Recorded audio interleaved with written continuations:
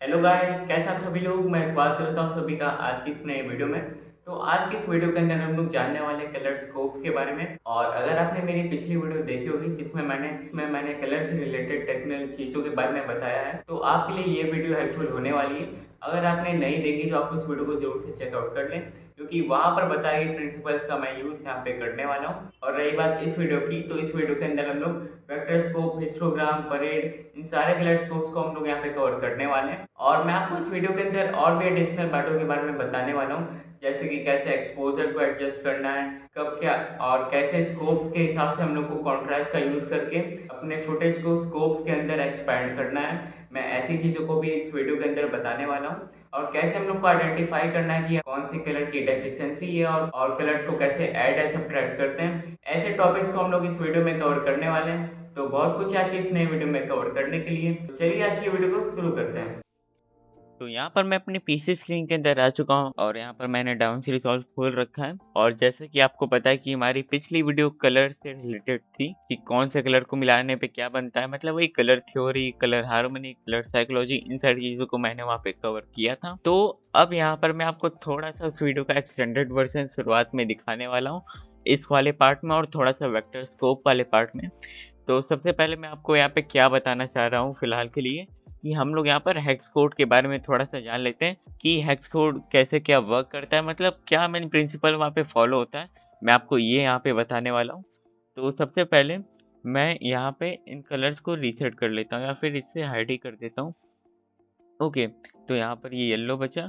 मैं सेटिंग्स पे आकर इसकी वैल्यू को मैक्स ले जाता हूँ, ओपेसिटी की वैल्यू को, और जनरेटर्स पे आ जाते हैं। तो मैंने आपको पिछली वीडियो के अंदर बताया कि किस कलर को क्या मिलाने से क्या बनेगा और कौन सा कलर कब क्यों यूज़ करना है, और मूवी के बेसिस पे मैंने आपको वो कलर हार्मनी वाली चीज़ें बताई। ठीक है, अब हम लोग जैसे कलर वाले एरिया पे जाते हैं किसी कलर को सिलेक्ट करने के लिए, तो आपको यहाँ पे RGB के ऑप्शन दिखे होंगे। तो मैंने आपको RGB के बारे में बताया था कि इन तीनों कलर्स का यूज़ करके हम लोग सारे कलर्स को बनाते हैं। और थोड़ी सी और एडिशनल इन्फॉर्मेशन मैं आपको बता दूं कि हम लोग RGB कलर से हम लोग चाहें तो 6.7 मिलियन कलर्स कुछ ऐसा बना सकते हैं। ये तो कुछ ऐसी थ्योरेटिकल बात हो गई, लेकिन इतने कलर्स कैसे क्या बनते हैं मेन सारा उसका फंडा हम लोग अभी जानने वाले हैं, और हेक्स कोड के भी बारे में हम लोग जानेंगे। तो जैसे कि आपने ध्यान दिया होगा कि मैं अपने कर्सर को इस कलर पे ऐसा छोड़ रहा हूँ, तो यहाँ पर RGB के बाद आप लिखा हुआ देख सकते हैं कि यहाँ पर पिंक कलर में ऐसी कुछ 255 लिखी हुई है, फिर उसके बाद ग्रीन कलर में 255 लिखी हुई है, और ब्लू कलर में 0 लिखी हुई है। तो जैसे कि हमें पता है रेड और ग्रीन को मिक्स करने से येलो कलर बनता है। तो यहाँ पर आप रेड और ग्रीन वाली वैल्यूज पे ही आप यहाँ पर कुछ ऐसी इन्फॉर्मेशन लिखी हुई देख पा रहे हैं, और ब्लू पे 0 है, तो ऐसे यहाँ पे येलो कलर बना है। खैर, अब मैं यहाँ पर कलर वाले एरिया पे ऐसे पिक करता हूँ, और मतलब कलर पिकअप करने के लिए मैंने ये चीज़ ऐसा क्लिक मारा है यहाँ पर।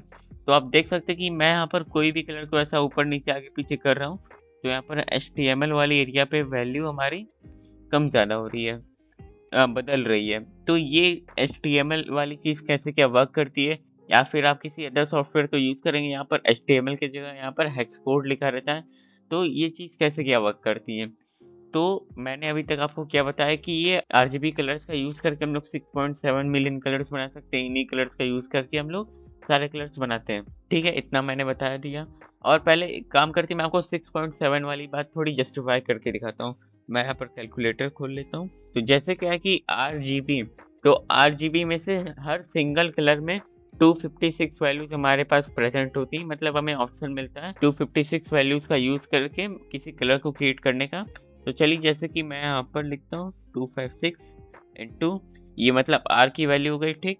फिर से ग्रीन की वैल्यू में भी हमें 256 ऑप्शंस मिलते हैं, तो फिर से 256 इंटू, और फिर से 256 ये ब्लू की, फिर एंटर। 16.7 मिलियन हमें ऑप्शंस कुछ ऐसे मिल रहा है। तो मैं इसी की यहाँ पे बात कर रहा था, जो कि मैंने आपको वेरीफाई करके भी दिखा दिया। अब ये चीज़ मैंने वेरीफाई करके आपको क्यों दिखाया, तो मैं आपको ये बताता हूँ। आप कभी भी HTML कोड या फिर हेक्स कोड कहीं पर भी पढ़ेंगे, तो यहाँ पर टोटल 6 डिजिट रहते हैं, ठीक। ये दो, ये दो, और ये दो। ओके, तो यहाँ पे 6 डिजिट है। तो यहाँ पर क्या है कि हर 2 डिजिट यहाँ पर R या फिर G या फिर B, इनमें से किसी वैल्यू को रिप्रेजेंट करता है। तो जैसे कि स्टार्टिंग का जो ये 2 डिजिट रहता है, ये रेड कलर को रिप्रेजेंट करता है और फिर उसके बाद बीच का ये 2 डिजिट जो रहता है वो ग्रीन की वैल्यू को रिप्रेजेंट करता है और उसके बाद आखिर का जो 2 डिजिट रहता है वो ब्लू की वैल्यू को रिप्रेजेंट करता है। तो ऐसा यहाँ पर कुछ सीन हो रखा रहता है और जैसे कि मैं स्टार्टिंग से HTML और हेक्स कोड बोलते आ रहा हूँ, ये दोनों चीजों का मतलब ऐसा कलर इनपुट वाले एरिया पे सेम ही मतलब रहता है। आप कभी कंफ्यूज मत होइएगा। और चलिए आप इन केस ऐसा सोच रहे हो कि हेक्स कोड होता क्या है, मतलब हेक्स क्या है, यहाँ पे हेक्स का मतलब क्या है। तो क्या है कि अगर आपको कंप्यूटर फील्ड की थोड़ी नॉलेज होगी तो वहां पर क्या है कि 3 टाइप के नंबर सिस्टम को हम लोग फॉलो करते हैं, बाइनरी, डेसिमल और हेक्साडेसिमल। हेक्साडेसिमल ही हमारा यहाँ पे हेक्स है। तो अगर इन केस आपको नहीं पता इनके बारे में तो मैं आपको कम में बता देता हूँ कि कहाँ पर क्या यूज होते हैं। जैसे कि बाइनरी का क्या है कि आप कहीं पे भी ऐसा देखेंगे ना कि कंप्यूटर में लोग बोलते हैं कि कंप्यूटर 2 वैल्यूज को एक्सेप्ट करता है, 0 एंड 1। तो वो 0 1 हमारे बाइनरी नंबर सिस्टम के पार्ट होते हैं। उसमें क्या है कि कोई भी नंबर को 0 1 के फॉर्मेट में लिखा जाता है। जैसे कि वहाँ क्या है कि हमारे पास 2 नंबर के ऑप्शन है, ठीक है। तो वहाँ क्या है कि 2 के पावर में 0 और 1 के हिसाब से हम लोग किसी नंबर को ऐसा लिखते हैं। तो बाइनरी में ऐसा होता है। और ऐसे ही डेसिमल में क्या है कि हमें 0 से लेके 9 तक के ऑप्शन मिलते हैं नंबर के। तो यानी कि हमारे पास टोटल 10 ऑप्शन है।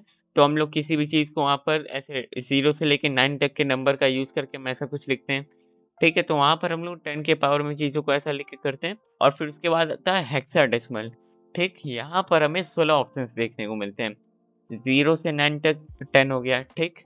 फिर 9 के बाद क्या आता है कि ABCDEF, एफ तक, यानी कि 6 ऑप्शन, यानी कि 10 + 6 16। तो हमें 16 ऑप्शन हमें हेक्साडेसिमल में देखने को मिलते हैं। तो यही हेक्साडेसिमल सिस्टम का यूज हम लोग हेक्स कोड इनपुट वाले एरिया पे हम लोग यूज करते हैं। जैसे कि आप यहाँ पे कभी भी देखेंगे ना कि मैं किसी भी कलर को ऐसा पिकअप कर लूं, यहाँ पर कभी भी वैल्यू F से ऊपर नहीं जाएगी और 0 से नीचे नहीं जाएगी। ओके, तो यही हेक्साडेसिमल कोड का हम लोग यहाँ पर यूज करते हैं। और फिर उसके बाद मैं यहाँ पर आपको व्हाइट और ब्लैक कलर के बारे में बताना चाहूंगा। यहाँ पर मैं आपको आगे स्कोप्स वाले एरिया में भी और फिलहाल के लिए भी ये बताऊंगा कि व्हाइट और ब्लैक कोई कलर नहीं होता, वो ल्यूमिनोसिटी वैल्यूज होती हैं। जैसे व्हाइट का मतलब क्या है कि लुमिनेंस जब एकदम मैक्स वैल्यू पे हिट करता है तो व्हाइट कलर हमारा अचीव होता है। और ब्लैक का मतलब क्या है कि लुमिनेंस वैल्यू जब हमारे एकदम लाइक मिनिमम वैल्यू पे आ जाती है तो हम लोग ब्लैक कलर को देखते हैं। तो बस व्हाइट और ब्लैक ल्यूमिनोसिटी वैल्यूज होती हैं। ओके, तो मैं इसको एक बार आपको प्रूव करके भी दिखाता हूँ। जैसे कि यहाँ पर मैं ब्लैक को सिलेक्ट कर लेता हूँ। तो मैं ब्लैक को सिलेक्ट करने के लिए एकदम नीचे चला जाता हूँ। स्लाइडर को एकदम हम लोग नीचे ले आते हैं, ऐसे। तो अब आप HTML या फिर हेक्स कोड वाले एरिया पे देखिए, 0 0 0, रेड कलर की वैल्यू भी यहाँ पे 0 हो गई, ब्लू कलर की वैल्यू भी यहाँ पे 0 हो गई और ग्रीन कलर की वैल्यू भी यहाँ पर 0 हो गई। सारी वैल्यू जब 0 हो गई यानी कि मतलब कि यहाँ पर तीनों कलर्स की एकदम मिनिमम वैल्यू को जब हम लोग ने हिट किया तो हम लोग को यहाँ पे ब्लैक कलर अचीव हो गया। तो इससे ये वो लुमिनोसिटी वाली चीज ऐसे भी प्रूव हो गई। और ऐसे ही मैं यहाँ पर व्हाइट कलर को पिकअप करता हूँ। तो आप यहाँ पे देख सकते हैं कि यहाँ पे रेड कलर की वैल्यू और ग्रीन कलर की वैल्यू और ब्लू कलर की वैल्यू, इन सारी वैल्यूज में हम लोग को FFF लिखा हुआ दिखाई दे रहा है। तो अगर मान लीजिए आपको हेक्स कोड के कॉन्सेप्ट के बारे में नहीं पता होगा तो आप इन केस पहले ऐसा सोचते होंगे कि F का मतलब फुल होगा, तो मतलब फुल एकदम फुल वैल्यू किसी चीज की आ गई तो F होगा। तो ऐसा नहीं है। अब आपने लॉजिक जान लिया कि हेक्स कोड की हाईएस्ट वैल्यू F होती है, तो इसीलिए यहाँ पर FFF मतलब तीनों जगह पर ऐसा आ गया। तो ऐसे ही यहाँ पर हम लोग ने जब हेक्साडेसिमल कोड की हाईएस्ट वैल्यू को यहाँ पर ऐसा एंटर किया तो यहाँ पर हम लोग को ऐसा व्हाइट कलर अचीव होने को मिल गया। तो अभी तक हम लोग ने फिलहाल क्या बातचीत की कि हेक्स कोड क्या होता है कि वो हेक्साडेसिमल नंबर सिस्टम का रिप्रेजेंटेशन होता है। जैसे कि अगर हम लोग मान लेते कि हेक्साडेसिमल नंबर 0 से लेके F तक होता है, 0 से 9 10, फिर A से लेके F तक 6, तो 10 + 6 16, इतने कॉम्बिनेशन हमें मिलते हैं हेक्साडेसिमल नंबर के अंदर। और फिर ब्लैक और व्हाइट क्या होता है, ये कोई कलर नहीं होता, ये लुमिनोसिटी वैल्यूज होती हैं। ब्लैक हम लोग को तब अचीव होता है जब हम लोग लुमिनोसिटी वैल्यू की एकदम मिनिमम वैल्यू पे चले जाए तो ब्लैक हो जाएगा। और व्हाइट हमें तब अचीव होता है जब हम लोग लुमिनोसिटी वैल्यू को एकदम हाई करते हैं या फिर लुमिनोसिटी वैल्यू को हम लोग एकदम मैक्स पे ले जाएं तो व्हाइट आ जाएगा। ये हम लोग ने कैसे क्या कंफर्म किया, ब्लैक में आपने ये देखा होगा कि यहाँ पे ये जो स्टार्टिंग की 2 वैल्यू रहती है R की रहती है, फिर उसके बाद जो बीच की 2 वैल्यू रहती है ग्रीन की रहती है और आखिरी की 2 वैल्यू ब्लैक की रहती है। जब रेड, ग्रीन और ब्लू इन तीनों कलर्स की एकदम मिनिमम वैल्यू हिट होती है जो कि 0 है according to hexadecimal number system, तो यहाँ पर हमें ब्लैक अचीव होता है। और ऐसे ही अगर मैं इन तीनों कलर्स की एकदम मैक्सिमम वैल्यू पे ऐसा चला जाऊं तो यहाँ पर हमें हेक्साडेसिमल नंबर की हाईएस्ट नंबर वैल्यू देखने को मिलती है जो कि f होती है। तो यहाँ पर भी f, यहाँ पर भी f और यहाँ पर भी f। तो ऐसे हमारा व्हाइट कलर अचीव होता है। ये बातचीत ही हम लोग ने फिलहाल, तो अभी तक फिलहाल हम लोग ने बस ये बातचीत की, और ऐसे ही यहाँ पर हम लोग दूसरे कलर्स के लिए भी देख लेते हैं। तो मैं आपका थोड़ा पिछले वीडियो का भी ऐसे रिवीजन करवा देता हूँ। तो अभी तक हम लोग ने क्या देखा था, 1 मिनट मैं इस इमेज पे आ जाता हूँ। ओके, इसको बड़ा करते हैं। तो जैसे कि हम लोग कलर कॉम्बिनेशन वाली चीजों को देखेंगे, यहाँ पर रेड और ब्लू को मिक्स करेंगे तो यहाँ पे वायलेट बनेगा। तो इसे क्रिएट करके देख लेते हैं। तो मैं इधर आ जाता हूँ, यहाँ पर कलर वाली एरिया पे हेक्स कोड पे आ जाते हैं। तो यहाँ पे RGB फॉर्मेट होता है, ठीक है। स्टार्टिंग में रेड की 2 वैल्यूज, फिर बीच में ग्रीन की 2 वैल्यूज और आखिर में ब्लू की 2 वैल्यूज। तो वायलेट को बनाने के लिए हम लोग यहाँ पर ब्लू की वैल्यू और रेड की वैल्यू पे मैक्स नंबर को लिख देंगे जो कि हमारा f होता है, और ग्रीन को ऐसा छोड़ देंगे 0 पे ही ऐसा लिख के। तो एक बार लिख के देखते हैं। तो यहाँ पर R यानी कि रेड, तो मैं यहाँ पर पहले हैशटैग ऐसा लिख देता हूँ। तो रेड की वैल्यू पे हम लोग f लिख देंगे यानी कि फुल वैल्यू, और फिर ग्रीन को हम लोग ऐसे ही छोड़ देंगे 0 0, और फिर ब्लू वाली एरिया पे हम लोग फिर से f लिख देंगे और फिर ओके प्रेस कर देंगे। ये लीजिए हमारा वायलेट कलर बन गया ना। तो ऐसे हम लोग कलर्स को क्रिएट करते हैं, और यही है हमारा मेन प्रिंसिपल जो हेक्स कोड में यूज होता है किसी कलर को क्रिएट करने के लिए। और ऐसे ही हम लोग कोई और कलर क्रिएट करके देखते हैं। तो जैसे कि अब मैं यहाँ पर क्या करता हूँ कि लाइक कोई ऐसा अपने से इनपुट डाल देता हूँ कि रेड को ऐसे ही रहने देते हैं। यहाँ पर ब्लू की वैल्यू को 0 कर देंगे और ग्रीन को फुल कर देते हैं, f 0 0। ओके, तो जब हम लोग रेड और ग्रीन को मिक्स करते हैं तो हमारा येलो बनता है, आप यहाँ पे देख सकते हैं। तो ऐसे हम लोग यहाँ पर हेक्स कोड का यूज करके कलर्स को क्रिएट करते हैं। और आखिर में ऐसे ही हम लोग कोई एक और कलर बना के देख लेते हैं। जैसे कि मैं आपको यहाँ पर पिंक कलर बना के दिखाता हूँ, ठीक है। तो पिंक कलर कैसे बनता है, उसमें हम लोग ऐसा ग्रे को ऐसा कुछ मिक्स कर देते हैं और रेड को मिक्स कर देते हैं, ठीक है। तो ग्रे कैसे बनाते हैं, तो मुझे उसका हेक्स कोड पता है। तो मैं यहाँ पर सारी जगह पर 888 ऐसा लिख देता हूँ।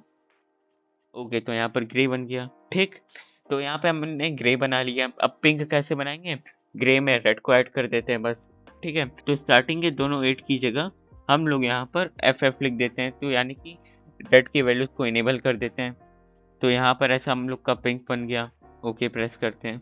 लेकिन देखा जाए तो ये मतलब एकदम परफेक्ट पिंक कलर नहीं है मेरा, बस यहाँ पे आपको इसका दिखाने से ये पर्पस था कि हम लोग ऐसे 2 कलर्स को कंबाइन करके कोई कलर बना सकते हैं, और ऐसा ही हम लोग किसी भी कलर को बनाते हैं। और फिर मैं आपको ऐसे ही बताता हूँ कि आप किसी और कलर को कैसे क्या डिकोड करेंगे। तो जैसे कि मैं इधर आ जाता हूँ, ठीक। यहाँ पर हम लोग कैसे क्या चीजों को डिकोड करेंगे। स्टार्टिंग में जैसे रेड की वैल्यू में यहाँ पे जो 2 नंबर्स ऐसा लिखे हुए हैं, वो यहाँ पे ये बताना चाह रहे हैं कि यहाँ पर रेड कलर कितने अमाउंट में प्रेजेंट है। और ऐसे यहाँ पर ग्रीन कलर फुल अमाउंट में प्रेजेंट है तो यहाँ पे FF लिखा हुआ है, और ब्लू कलर थोड़े से कम अमाउंट में प्रेजेंट है तो यहाँ पे C2 लिखा हुआ है। तो ऐसे हम लोग यहाँ पर चीज़ों को समझते हैं। खैर, अब मैं यहाँ पर और कॉम्प्लिकेशंस में नहीं जाने वाला। आपको कोई भी ऐसा कलर को पिकअप करना है या फिर उठाना है तो बस कुछ नहीं, ऐसा आप गूगल पे लिखिए कि जैसे कि लिख देते हैं कि सियान कलर हेक्स कोड, तो वहाँ पर आपको हेक्स कोड लिखा हुआ मिल जाएगा। वहाँ से उस चीज़ को कॉपी करके यहाँ पेस्ट कर सकते हैं एकदम परफेक्ट किसी कलर को पिकअप करने के लिए। और बाकी हेक्स कोड कैसे क्या वर्क करता है हम लोग ने यहाँ पर जान लिया। और फिर इसके बाद यहाँ पर हम लोग बात करने वाले हैं स्कोप के बारे में। तो सबसे पहले मैं कलर पेज पे आ जाता हूँ, और फिर एक बार हम लोग जान लेते हैं कि अभी तक मैंने आपको स्कोप्स के बारे में क्या बताया। तो अभी तक मैंने आपको स्कोप्स के बारे में ये बताया कि यहाँ पर आप जो भी इंफॉर्मेशन देखते हैं वही सेम चीज हमें इन ग्राफिकल वे स्कोप्स में देखने को मिलती है। और यहाँ पर जो ऊपर की वैल्यू है यानी कि 1023 ये हाइयर वैल्यू है, और ये 0 है ये लोअर वैल्यू है। इसके ऊपर जाएंगे तो डिटेल्स खराब होने लगेंगी, इसके नीचे जाएंगे तो डिटेल्स तब भी खराब होने लगेंगी। लेकिन कैसे क्या खराब होने लगेंगी, जैसे कि मैं यहाँ पे क्या करता हूँ कि मैं लेफ्ट की वैल्यू को एकदम इंक्रीज कर देता हूँ, ठीक।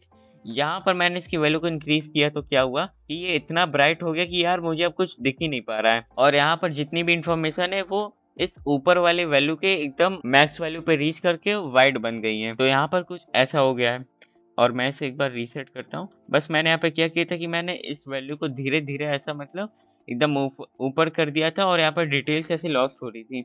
और हाँ, डिटेल्स लॉस्ट होने का ये मतलब होता है जैसे कि अभी पहले क्या था, जैसे कि अभी पहले ये था कि मुझे यहाँ पर दिख पा रहा है कि यहाँ पर कोई बंदा खड़ा है, यहाँ पर पीछे ऐसा ट्यूबलाइट जैसी चीज़ है, मतलब यहाँ पर मुझे ऐसी चीज़ दिख पा रही है। तो डिटेल्स लॉस्ट होने का ये मतलब है कि जैसे अभी मुझे क्या दिख पा रहा है, दिख पा रहा है कि ये बंदा कुछ खड़ा हुआ है, पीछे ऐसा ट्यूबलाइट वगैरह लगी है और पीछे कुछ ऐसा बैकग्राउंड है, कुछ ऐसा, मतलब चीजें दिख पा रही कि मतलब चीजें दिख पा रही कि इस वीडियो या फिर फुटेज के अंदर क्या चीज है। और फिर उसके बाद यहाँ पर मैं इसे कुछ हद से ज्यादा ऐसा ब्राइट कर दूंगा तो मुझे कुछ पता चल रहा है, यहाँ पे किसी बंदे की फोटो थी या फिर कुछ बैकग्राउंड था, ट्यूबलाइट थी। तो ये होता है डिटेल्स लॉस्ट हो जाना, कि जहाँ पर हमें कुछ पता न चल पाए कि ये चीज पहले कैसे क्या दिखती थी, या फिर आप ये भी कह सकते हैं कि यहाँ पर इस फुटेज के अंदर कुछ इन्फॉर्मेशन दिखाई गई थी, वो हमें कुछ उसका पता ही नहीं रह गया। तो ये होता है डिटेल्स लॉस्ट हो जाना इन अ ब्राइटनिंग वे। और फिर ऐसे ही मैं क्या करता हूँ कि मैं यहाँ पर इसे एकदम डार्क कर देता हूँ।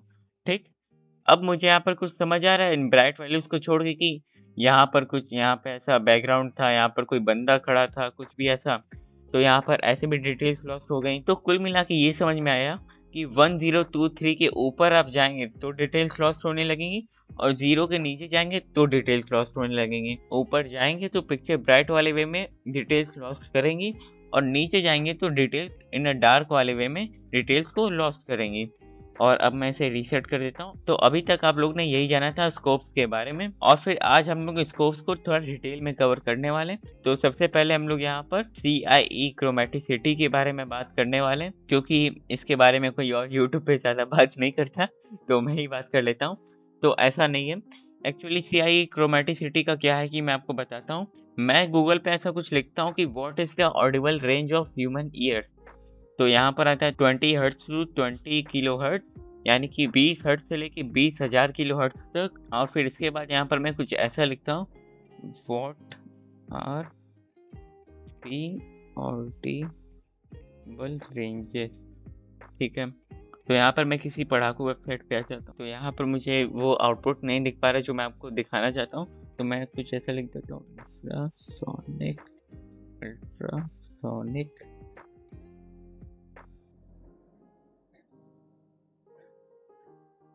तो मैं अब इधर आता हूँ। हाँ, तो मैं आपको ये बताना चाह रहा था, जैसे कि ऑडिबल रेंज का एग्जांपल हम लोग लेते हैं। जैसे कि हम ह्यूमंस लोग का क्या सीन है कि हम लोग 20 हर्ट्ज से लेके 20,000 किलो हर्ट्ज तक कोई भी ऑडियो रेंज रहेगी वो हम लोग सुन सकते हैं।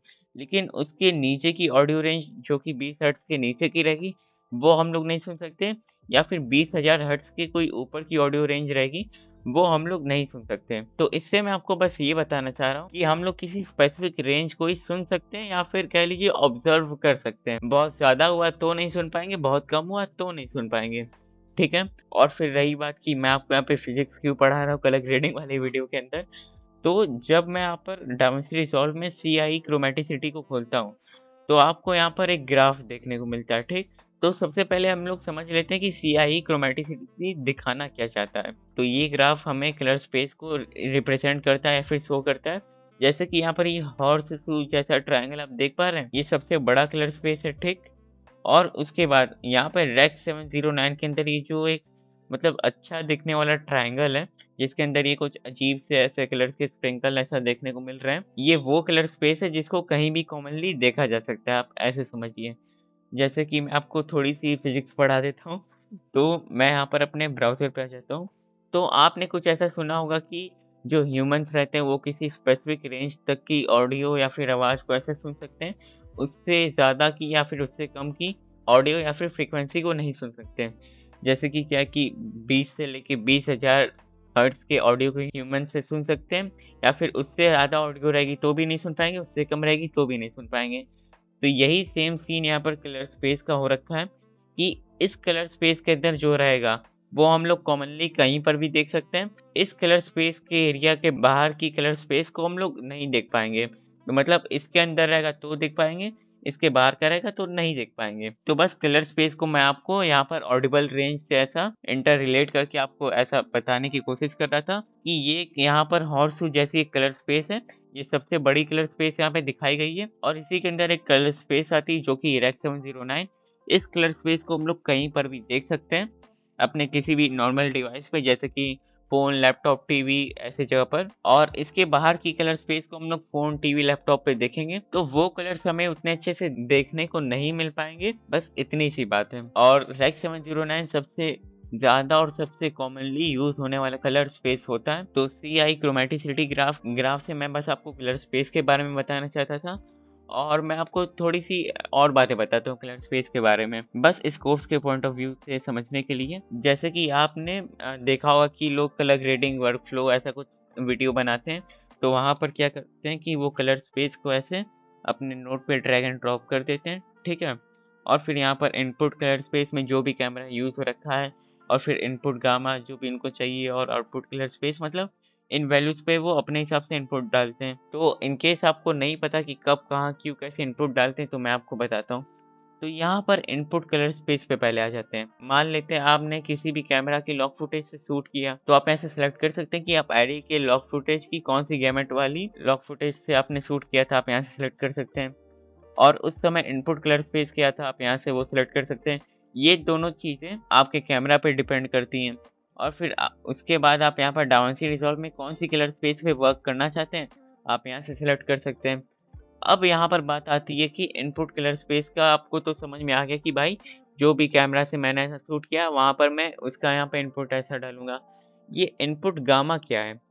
तो आपको मैं यहाँ पे बताना चाहूँगा, जैसे कि हमारा कोई भी कलर स्पेस है, वो सिर्फ़ कलर से नहीं बनता, वहाँ पर कलर के संग लुमिनेंस भी प्रेज़ेंस रहती है। और फिर अब चलिए हम लोग समझ लेते हैं कि input colour space, input gamut actually होता क्या है? तो हम लोग बात करते हैं इनपुट कलर स्पेस के बारे में। कौन-सी कलर स्पेस में कोई फुटेज यहाँ पे शूट की गई है, यहाँ पर हम लोग इसका इनपुट यहाँ पर देते हैं। जैसे कि किसी भी कैमरा के अंदर आपने किस लॉक प्रोफ़ाइल के अंदर आपने ऐसा शूट कर रखा है, वो कलर स्पेस की इन्फॉर्मेशन आप यहाँ पे देते हैं। ये तो कैमरा की चीज़ हो गई, और फिर इनपुट गैमा के अंदर आ जाते हैं।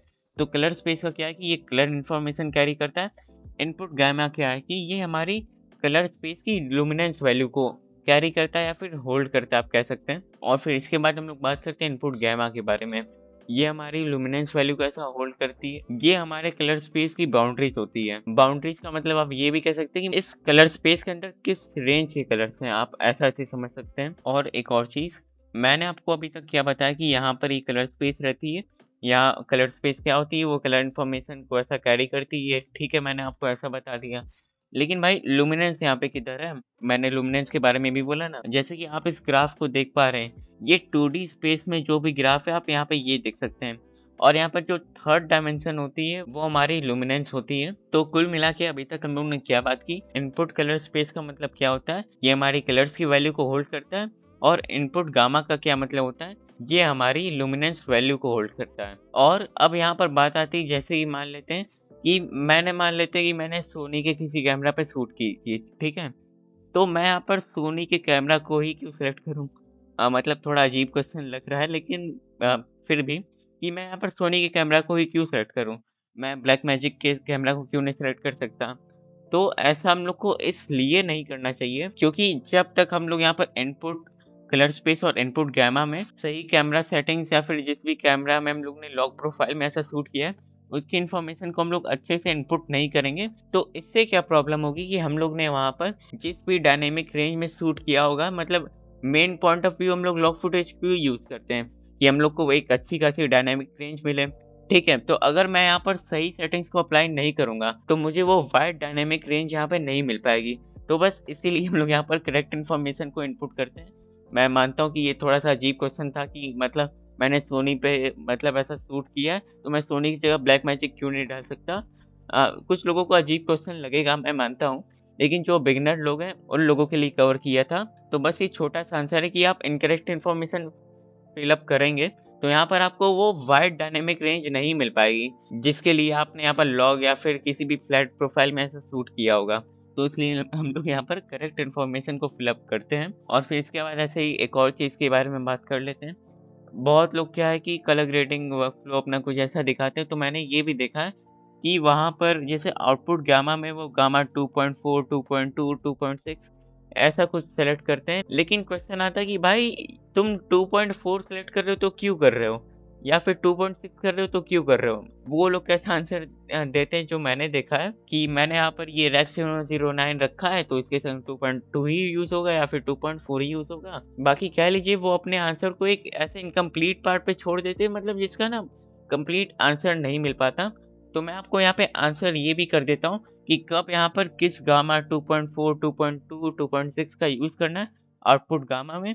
और आउटपुट कलर स्पेस का तो आपको पता ही है, मोस्ट ऑफ द केसेस में हम लोग यहाँ पर रेक्स 709 को ही सिलेक्ट करते हैं, भले हमारा इनपुट कलर स्पेस और इनपुट गामा जो भी हो, लेकिन आउटपुट कलर स्पेस में हम लोग रेक्स 709 को ही सिलेक्ट करते हैं in most of the cases. और बाकी अभी मैं आपको डेडिकेटेड कलर स्पेस के बारे में नहीं बता रहा, मैं आपको बस एक बेसिक इंट्रोडक्शन दे रहा हूँ। इसके बारे में आपको मेरे चैनल पे एक डेडिकेटेड वीडियो आपको मेरे चैनल पे देखने को मिलेगी, तो घबराइए नहीं। बस मैं आपको एक बेसिक इंट्रोडक्शन दे रहा हूँ चीज़ों के बारे में। तो मैं यहाँ पे बात कर रहा था कि गामा 2.46 इनका मतलब कब क्या क्यों ऐसे यूज करना है, किस कंडीशन में। तो सबसे पहले हम लोग यहाँ पर बात कर लेते हैं गामा 2.4 की। तो मैं यहाँ पर ऐसे उसे सिलेक्ट कर लेता हूँ। तो गामा 2.4, 2.6 को एक्सप्लेन करने से पहले मैं आपसे कुछ फिर से बेसिक बातें करना चाहूँगा। जैसे कि कलर ग्रेडिंग की जो बात हम लोग कर रहे हैं उस पर तो बात करेंगे ही। तो एक दिन क्या कि मैं एक पॉडकास्ट देख रहा था, उसमें तो उसी में क्या था, उसमें मेन गेस्ट जो थे उनका नाम देव नेक्स्ट लेवल था। और वो क्या है कि वो ऐसा म्यूजिक में मिक्सिंग मास्टरिंग ऐसे काम को करते हैं। तो उनके पॉडकास्ट में मैं देख रहा था, उन्होंने बताया कि ऐसा उन्होंने कोई बीट्स वगैरह कुछ ऐसा बना दी थी, ठीक है। फिर उसके बाद वो चीज़ उन्होंने ऐसा कंप्यूटर लैपटॉप में अपनी बनाई थी और फिर उसके बाद उन्होंने अपने क्लाइंट को अपना ऐसा दिखाया कि भाई ये एक बार ऐसा तुम चेक कर लो। तो क्लाइंट ने बोला कि यार ये चीज़ मतलब सुनने में अजीब लग रही है। तो उनको ऐसा डाउट हुआ कि मतलब क्या प्रॉब्लम है, मैंने तो सब चीज़ अच्छे से कर ही दिया है। तो बाद में पता चला कि क्लाइंट क्या है कि वो ऐसा मोबाइल के स्पीकर पे सुन रहा था और वो जो देव नेक्स्ट लेवल है उन्होंने क्या किया था, उन्होंने जो ऑडियो बनाई थी वो अपने लैपटॉप पीसी में बनाई थी और उन्होंने वहाँ पे सुना था। तो इसलिए दोनों लोग को ऐसा डिफरेंस ऐसा आ रहा था। तो इसलिए दोनों जगह पे अलग-अलग क्वालिटीज़ देखने को मिल रही थी। तो ये बताने का क्या मतलब है, कोई भी वक़्त जहाँ पर आउटपुट आपको हार्डवेयर के द्वारा ऐसा देखने को, सुनने को मिलता है, वहाँ पर आपको ध्यान ये देना पड़ता है कि आप जो भी वर्क कर रहे हैं, वो चीज़ आपकी कहाँ देखी जाएगी या फिर कहाँ पे सुनी जाएगी।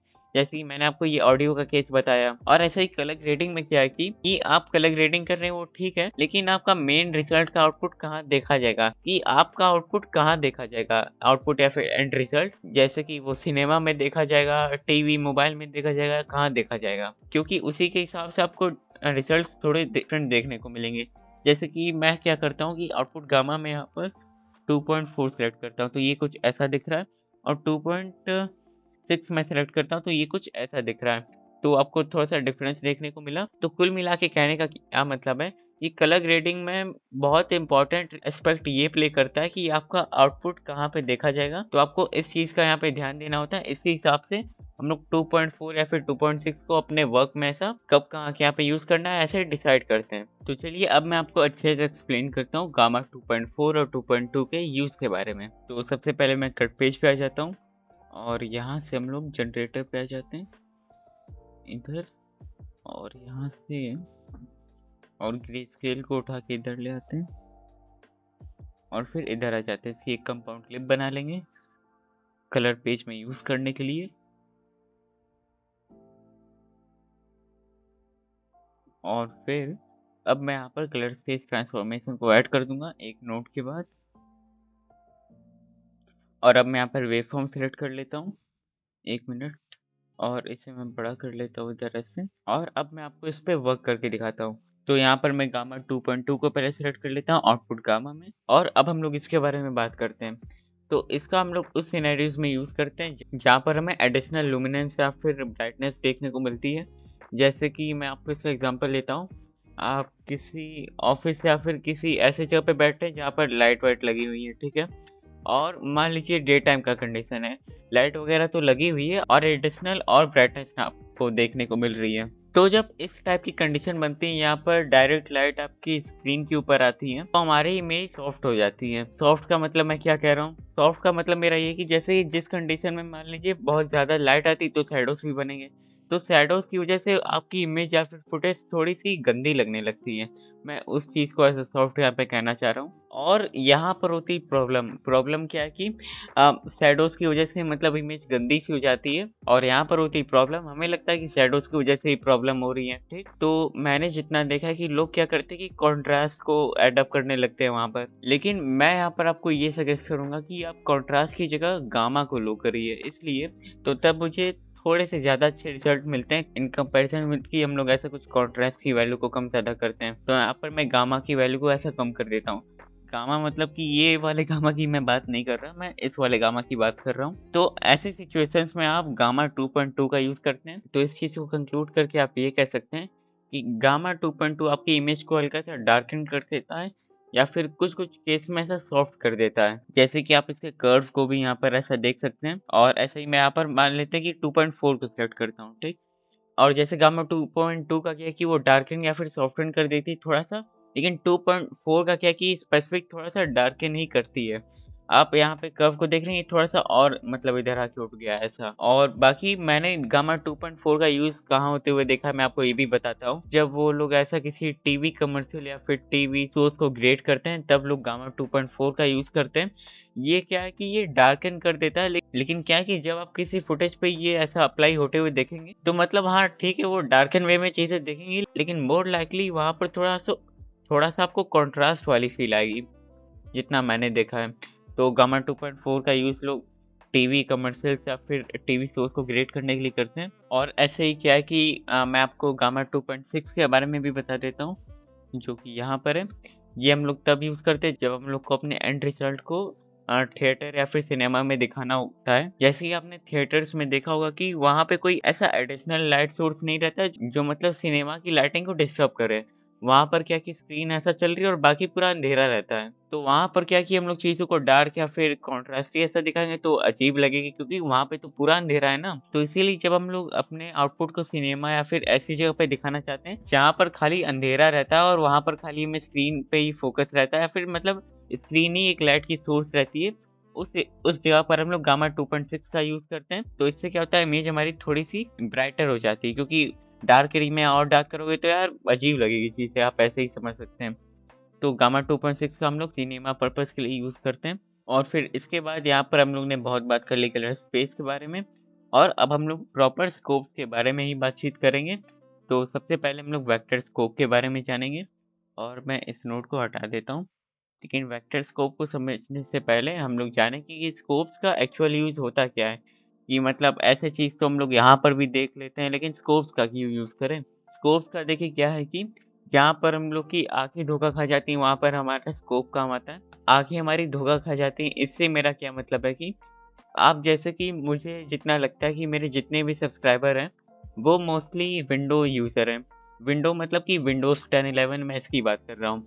जब आप विंडोज़ के ऑपरेटिंग सिस्टम में वर्क करेंगे तो ठीक है, आपको वहाँ पे तो चीज़ें नॉर्मल दिखेंगी, लेकिन जब आप किसी के एप्पल या फिर मैकबुक में ऐसा झाँकेंगे, तो जब आप वहाँ पे चीज़ों को देखेंगे, लाइक आप डाविंची रिज़ॉल्व को ही खोल के ही देखेंगे, तो आपको वहाँ पे लगेगा कि यार इसकी इमेज तो बड़ी मस्त लग रही है यार। मतलब अच्छे से एकदम कलर्स देखने को मिल रहे हैं, तो वहाँ पर क्या होता है कि वहाँ पर कॉन्ट्रास्ट ऐड अप हो जाता है मैक ओएस की इंटरफ़ेस द्वारा ऑटोमैटिकली, मैंने जितना देखा है। तो इससे कहने का मेरा ये मतलब है कि आपके संग क्या हो सकता है कि कोई सेम इमेज आपको मैकबुक वाले लैपटॉप में अलग दिख सकती है और विंडोज़ वाले इमेज में अलग दिख सकती है। अलग मतलब कि एकदम बहुत बड़ा डिफ़रेंस नहीं, लेकिन लाइक थोड़ा-सा आपको मैक ओएस वाले एरिया में कॉन्ट्रास्ट देखने को ज़्यादा मिलता है। लेकिन वहाँ पर आप एक और चीज़ इवैल्यूएट करेंगे कि आप कभी भी ऐसा वेक्टर स्कोप या फिर वेवफॉर्म इन सारे स्कोप्स को ऐसा जब चेकआउट करेंगे, तो दोनों मैक ओएस और विंडोज़ वाले लैपटॉप में दोनों एरिया में आपको स्कोप सेम देखने को मिलेंगे। तो इससे हमें क्या पता चला, हम किसी चीज़ को कैसे क्या देख रहे हैं, थोड़ा डिफ़रेंस देखने को मिल सकता है, लेकिन स्कोप्स क्या है कि वो चीज़ों को एक करेक्ट वे में ऐसा दिखाते हैं, इससे हमें ये पता चला। और ऐसे ही मैं आपको एक और बात बताता हूँ, जैसे कि मैं किसी फुटेज पे आ जाता हूँ, जैसे कि हम लोग इधर आ जाते हैं और मैं इधर रीसेट कर देता हूँ इसे। हाँ, तो अब मैं इसे बड़ा कर देता हूँ। तो यहाँ पर आने से मेरा क्या मतलब था कि मैंने जितना देखा है बहुत लोग जब कलर ग्रेड करते हैं, उनका क्या मानना होता है कि भाई मेरी जो कलर ग्रेडिंग है, वो पूरे इस एरिया में अच्छे से एक्सपैंड हो जानी चाहिए। मतलब यहाँ से लेके यहाँ तक। इसके बाहर नहीं जानी चाहिए, इसके ऊपर नहीं जानी चाहिए। बस इतना हो जाए भाई, मेरा काम डन है। लोग मतलब ऐसा सोच के चलते हैं, मैंने बहुत बार देखा है कि मतलब इतने एरिया पे अच्छे से चीज़ें एक्सपेंड हो जाएँ और यहाँ पर कभी-कभार चीज़ें अच्छे से फैल नहीं जाती हैं। फैलना की मतलब इमेज यहाँ से लेके यहाँ तक पूरी अच्छे से एक्सटेंड हो जाए। अगर ऐसा कुछ लोगों के सिनेरियोज़ में काम नहीं हो रखा रहता है, तो वो लोग क्या करते हैं कि अपने वो शैडोज़ को इंक्रीज़ करते हैं, फिर हाइलाइट्स को इंक्रीज़ करते हैं, मतलब पूरा अच्छे से फैल जाए भाई। उनका ये मतलब ऐसा एम रहता है स्कोप्स का यूज़ करते समय। लेकिन यहाँ पर मैं आपको एक पर्सनल ओपिनियन ये देना चाहूँगा कि आप स्कोप को एक टूल की तरह यूज़ करें। आपको विज़ुअली देख के काम करना चाहिए, मतलब ठीक है, ये चीज़ जैसे मुझे अब अच्छी लग रही है तो अच्छी बात है। अब भले ये स्कोप एकदम ऊपर से लेके नीचे तक अच्छे से एक्सपेंड ना हो रखी हो, और फिर उसके बाद मैं यहाँ पर जैसे कि प्रेड को ही ऐसे क्लिक कर देता हूँ। इसमें आप यहाँ पे देख सकते हैं कि अब इस इमेज के अंदर यहाँ पे रेड कलर की वैल्यू एकदम अंदर घुस चुकी है, ठीक है? तो अब ऐसे में बहुत लोग चाहेंगे कि मैं ऐसे रेड को ऐड अप कर दूँ, कुछ भी ऐसा कि मतलब ये ऊपर आ जाए। लेकिन ये चीज़ अभी भी मुझे देखने में सही लग रही, तो हमेशा मतलब ऐसा मत कीजिए कि स्कोप में जो सही है वही सही होगा, नहीं। तो बस कुल मिला के कहने का ये मतलब है कि थोड़ा-सा अपने आँखों पे रिलाय करिए और स्कोप को ऐसा टूल के तरह ही खाली यूज़ कीजिए। और रही बात कि आपके क्लाइंट को कोई चीज़ अगर नहीं पसंद आ रही, तो डेफ़िनेटली आप उस चीज़ को ज़रूर से फिक्स कीजिएगा। तो बस कहने का यही मतलब था कि इसको टूल की तरह यूज़ कीजिए, चीज़ जो एक्चुअली दिखने में अच्छी लग रही है उसको आप फ़ॉलो करके चलिए। और फिर बाकी उसके बाद हम लोग यहाँ पर बात करते हैं स्कोप से रिलेटेड सेटिंग्स के बारे में। जैसे कि आपको यहाँ पे स्टार्टिंग के जितने भी ऑप्शंस मिल रहे हैं, यहाँ पर आपको ऑप्शन मिलते हैं कि आप कितने स्कोप्स को ऐसा विज़िबली देखना चाहते हैं एक बार में। जैसे कि यहाँ पर ये सिंगल व्यूअर है, यहाँ पर मैं डुअल व्यूअर पे आता हूँ, तो यहाँ पर हमें 2 स्कोप देखने को मिल जाएँगे। और बाकी आप स्पेसिफिक किसी स्कोप को ऐसा, और फिर बाकी आप स्पेसिफिक किसी स्कोप पे जाना चाहते हैं तो आप यहाँ से ऐसा उधर जा सकते हैं। और बाकी मेरी यहाँ पे ये मेन कोशिश रहेगी कि मैं हर चीज़ को एकदम थ्योरी की तरह ना बताऊँ। मैं आपको इम्पोर्टेंट चीज़ें ज़रूर बताने की कोशिश करूँगा जिनका मैं मोस्टली यूज़ करता हूँ। तो सबसे पहले चलिए मैं आपको जैसे वेक्टर स्कोप के बारे में ही बता देता हूँ, और फिर अब हम लोग यहाँ पर बात करने वाले हैं वेक्टर स्कोप के बारे में। तो सबसे पहली बात, वेक्टर स्कोप को जब आप पहली बार देखते हैं, तो यहाँ पर मैं बिगिनर के पॉइंट ऑफ व्यू से बात कर रहा हूँ। तो आपको ऐसा लगेगा कि यार ये क्या, मतलब गोल सी चीज़ें, यहाँ पर कुछ ऐसी रीडिंग भी नहीं दी गई कि जिसके हिसाब से मैं कुछ बोल पाऊँ कि यहाँ पर कुछ है ऐसा कुछ। तो मतलब ऐसा, तो कुछ ऐसा नज़रिया बनता है मेरा इसके प्रति। और जैसे कि आप बाकी स्कोप में देख सकते हैं कि यहाँ पर एक रीडिंग के लिए वैल्यू भी दी रहती है, यहाँ पर तो वो भी चीज़ नहीं है। खैर सबसे पहले मैं ये बोलूँगा कि घबराने की कोई ज़रूरत नहीं है। और अब मैं आपको ये बताता हूँ कि वेक्टर स्कोप कैसे क्या बनाएँ। तो जैसे कि मैं इसको अभी फ़िलहाल के लिए हटा देता हूँ, और अब मान लेते हैं कि मैं फ्यूज़न पे ही आ जाता हूँ। मुझे बेसिकली चीज़ों को ड्रॉ करना है, इसलिए मैं यहाँ पर आया हूँ और मैं पेंट ब्रश को यहाँ पर ऐसा एडॉप्ट कर देता हूँ, और अब मैं इसे और बड़ा करता हूँ। तो वेक्टर स्कोप बेसिकली एक कलर सर्कल है, जो मतलब नॉर्मली आपको ऐसे यहाँ पर कलर सर्कल देखने को नहीं मिलता है। लेकिन उस चीज़ को भी समझने से पहले हम लोग यहाँ पर ये समझेंगे कि यहाँ पर हमें ब्लैक और व्हाइट की वैल्यू कहीं पे कुछ ऐसा देखने को मिलती है क्या? क्योंकि जब मैं आपको कलर पेज में यहाँ पर ऐसे आके वेक्टर स्कोप दिखा रहा था, तो यहाँ पे रेड कलर का चलो इंडिकेशन एक बार मिल गया, व्हाइट कलर कहाँ है यार, ब्लैक कलर कहाँ है? वो क्यों नहीं देखने को मिल रहा? तो उसके लिए मैं आपको ये कहूँगा कि आप इस छोटे से इस पॉइंट पे देख सकते हैं, यहीं पर हमारा व्हाइट और ब्लैक कलर खाली देखने को मिलता है। तो सबसे पहले मैं आपको वही फिर से यही रिपीट करके कहना चाहूँगा कि व्हाइट और ब्लैक कलर कोई कलर नहीं होता, ये खाली ल्यूमिनेंस होता है। और वेक्टर स्कोप में कलर सर्कल होता है, लुमिनेंस के लिए कोई स्पेसिफिक जगह नहीं दी रहती, तो इसलिए मैं व्हाइट कलर भी बस एक ऐसा बीच में देखने को यहाँ पे मिलता है। मैं इसको ब्लैक कर देता हूँ। व्हाइट या फिर ब्लैक कलर कोई भी कलर हो, बस वो हमें यहाँ पर ऐसा बीच में देखने को मिलता है। और फिर उसके बाद मैंने आपको बताया कि ये एक कलर सर्कल है, ठीक है? तो कोई कलर कहाँ पे क्या फॉल करे कुछ बताओ तो जाने। तो ऐसा आपका कुछ रिएक्शन होगा। तो जैसे कि मैंने आपको रेड कलर को यहाँ पे इंडिकेट करके दिखाया, तो रेड कलर किधर की तरफ, वो मतलब उसका रीजन कौन सा है, वो कहाँ क्या मतलब किस एरिया की तरफ रहता है, तो मैं आपको ये पहले दिखाता हूँ। तो मैं यहाँ पर रेड की वैल्यू को इंक्रीज करता हूँ, और अब मैं आपको बताता हूँ कि रेड कलर कहाँ पे रहता है। वो रफली थोड़ा सा इस एरिया में ऐसा लोकेटेड रहता है। मैं यहाँ पर बहुत अच्छी लाइन नहीं बना पा रहा, एक्चुअली मैं ये माउस से ड्रॉ कर रहा हूँ। तो ऐसे ही यहाँ पर मैंने रेड की जैसे बात कर ली, ऐसे ही मैं ग्रीन की बात कर लेता हूँ। तो ग्रीन कलर हमारा यहाँ पे कहीं अराउंड सिचुएटेड रहता है। मैं ड्रॉ करके बता देता हूँ कुछ यहाँ पर। और फिर ऐसे ही ब्लू की बात कर लेते हैं, तो ब्लू कलर हमारा, तो ऐसे ही ब्लू कलर कुछ यहाँ पे ऐसे सिचुएटेड रहता है। कुछ इधर। और फिर चलिए, जैसे कि मैंने आपको इतना बता दिया कि रेड इधर रहता है, ब्लू इधर रहता है, ग्रीन इधर रहता है। और अब यहाँ पर ये जो बाकी बीच में जगह बची, यहाँ पर हम लोग क्या करेंगे? तो यहाँ पर वो कलर्स प्रेजेंट रहते हैं जिनका फॉर्मेशन तब होता है जब हम लोग इन तीनों कलर्स में से किसी भी दो कलर्स को ऐसा मिक्सअप करके बनाते हैं। तो वही 6.7 मिलियन कलर्स कहीं कहीं ऐसा अपना घूमते फिरते रहते हैं खाली जगह में। तो ऐसा नहीं, मैं आपको अच्छे से बताता हूँ। जैसे कि मोस्टली इधर वाला पार्ट क्या है, ये मैजेंटा के लिए, ये मैजेंटा कलर के लिए डेडिकेटेड रहता है। तो मैजेंटा कैसे बनेगा, मैजेंटा या फिर पर्पल, तो उसके लिए हम लोग ब्लू और रेड को मिक्सअप करते हैं। तो मैं यहाँ पर रेड की वैल्यू को ले आता हूँ ऐसे, और मैं इससे थोड़ा इधर ले आके इधर मैजेंटा की एरिया बना देता हूँ। कुछ इतना एरिया हमारा मैजेंटा के लिए रहता है।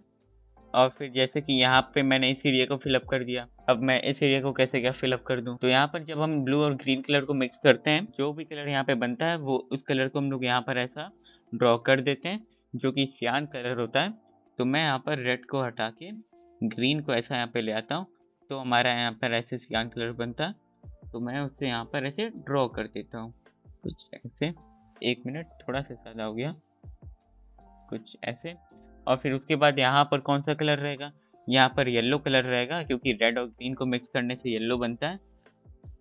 तो मैं यहाँ पर येलो को ड्रॉ कर देता हूँ कुछ ऐसे। तो चलिए, ऐसे मैंने आपको कलर व्हील की एक ओवरव्यू बता दी कि कौन सा कलर कहाँ पे कैसे सिचुएटेड रहता है।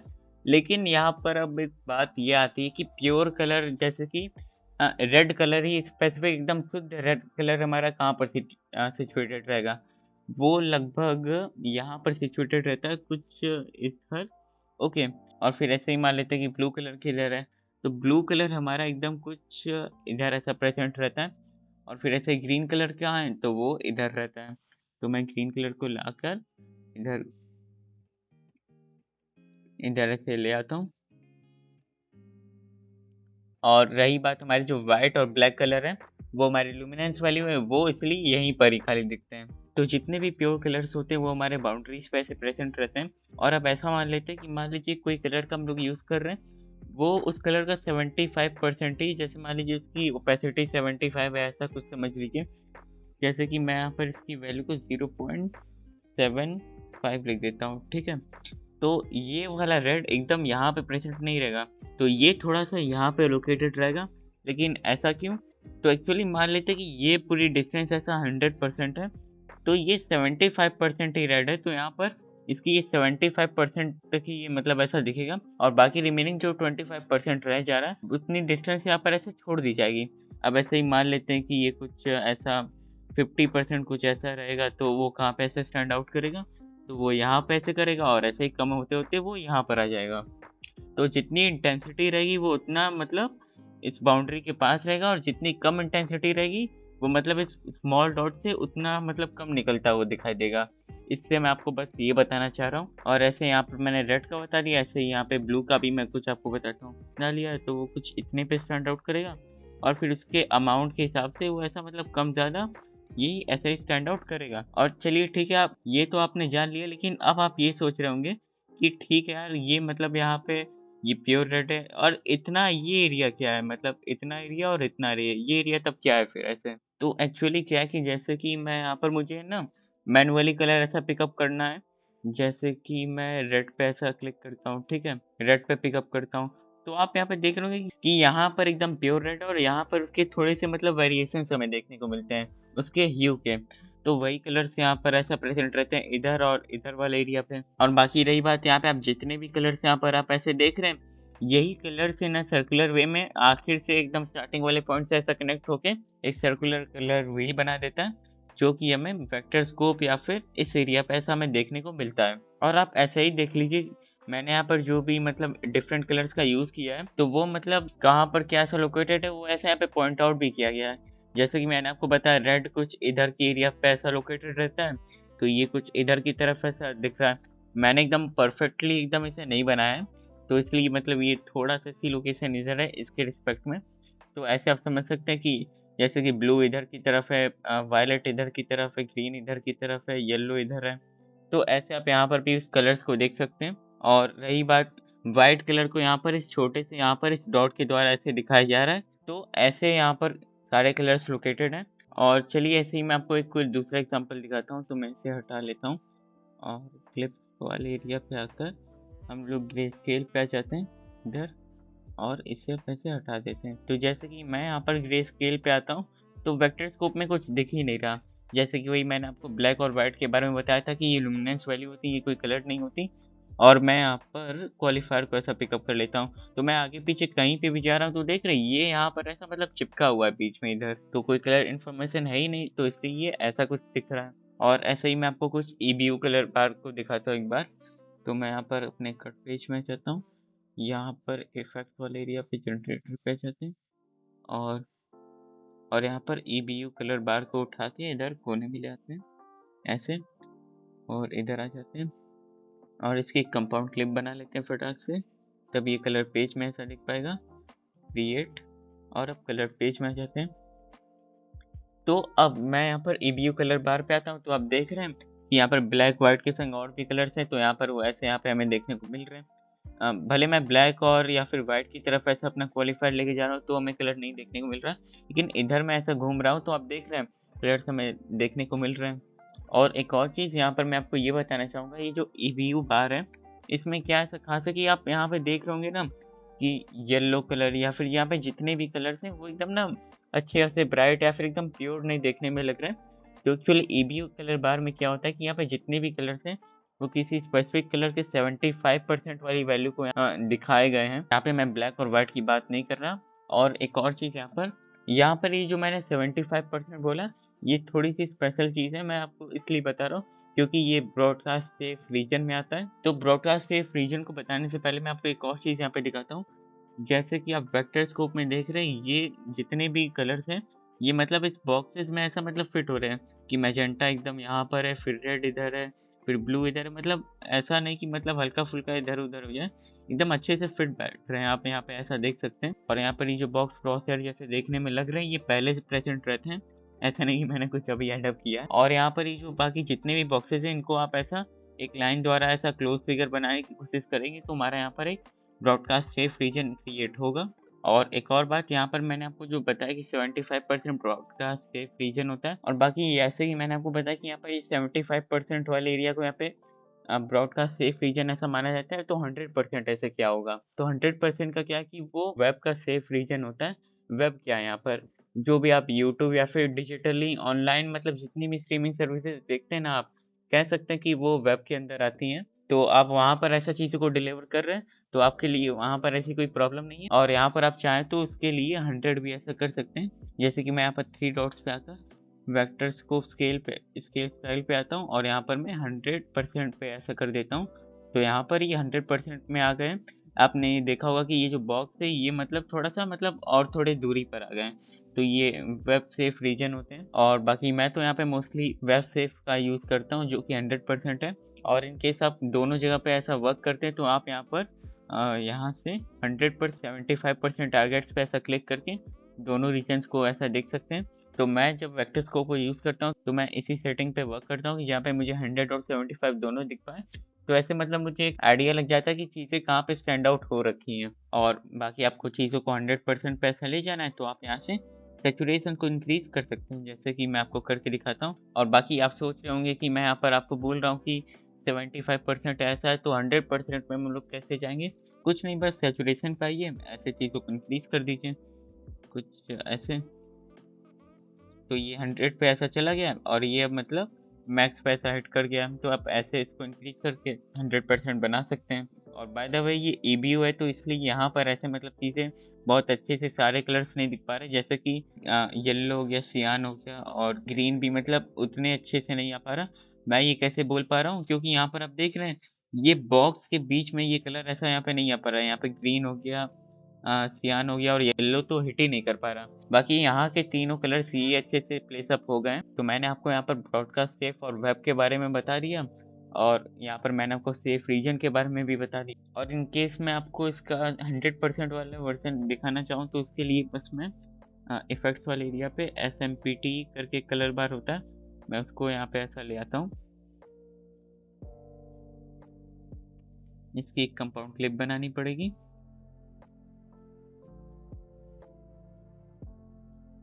1 मिनट में थोड़ा आगे चला जाता हूँ। क्रिएट, अब इसे इधर ले आके कलर पेज में निकल लेते हैं। जैसे कि मैंने यहाँ पर SMPT कलर बार को लाया, तो यहाँ पर जितने यहाँ पर ऊपर वाले यहाँ पर ही जो हैं ये मतलब 75 वाली वैल्यूज़ के हैं, और यहाँ पर नीचे के जितने हैं ये 100% वैल्यू के हैं। तो मैं आपको इसे ऐसे भी बता सकता हूँ, जैसे कि 100 वाले में कैसे क्या देखने को मिल रहा है कि यहाँ पे ब्लू और रेड 100 वाले में देखने को मिल रहा है। तो मैं यहाँ पर रेड पे ऐसे अपने क्वालिफायर को ले जाता हूँ, तो आप राइट साइड में वेक्टर स्कोप में देखिए 100 वाले एरिया पे यहाँ पे रेड ऐसा टिक हो रखा है, मतलब वहाँ पे रेड आ चुका है, तो वहाँ आ चुका है। ऐसे ही मैं आपको ब्लू का भी दिखा देता हूँ, तो यहाँ पे भी आ चुका है। और ऐसे ही मैं सियान पे लाता हूँ, तो यहाँ पर भी 100% वाले एरिया पे भी वो आ चुका है, और येलो पर भी आप देख सकते हैं। और बाकी रही बात ग्रे ब्लैक की, ये तो हम लोग नहीं कंसिडर कर सकते वेक्टर स्कोप में। बाकी इन कलर्स के पास मैं जब यहाँ पे ड्रैग करूँगा चीज़ों को, अपने क्वालिफायर को, तो ये 75% वाली वैल्यूज के ही पास रहेंगे, जैसे कि आप यहाँ पे देख सकते हैं वेक्टर स्कोप में। और फिर इसके बाद मैं आपको एक और इम्पोर्टेंट चीज़ बताना चाहूँगा, आप कहीं कहीं पर शायद उसे नोटिस ना कर पा रहे हो। जैसे कि बहुत ध्यान से देखेंगे तो यहाँ पर एक लाइन दूसरे डॉट से ऐसा कनेक्टेड है, जैसे कि यहाँ से ये कनेक्टेड है, यहाँ से ये कनेक्टेड है, और यहाँ से ये कनेक्टेड है, ठीक है। और बहुत ही ध्यान से देखेंगे तो यहाँ से ये लाइन ऐसा निकलते हुए यहाँ, 1 मिनट, और बहुत ही ध्यान से देखेंगे तो यहाँ से ये लाइन ऐसा निकलते हुए यहाँ से यहाँ तक ऐसा कनेक्टेड है। बहुत अगर आप ध्यान से देखेंगे, मैं आपको रिकमेंड करूँगा कि आप अपने ब्राइटनेस को एकदम फुल पे ले जाइए, तब आपको ये चीज़ शायद दिख पाए।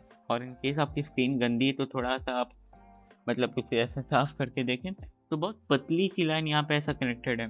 तो ये यहाँ पर इतनी सारी लाइन्स एक दूसरे से कनेक्टेड क्यों है, तो मैं आपको ये एक्सप्लेन करता हूँ। जैसे कि मैं पुराने कलर बार पे आ जाता हूँ इसमें, और अब मैं इसे आपको बड़ा करके दिखाने वाला हूँ।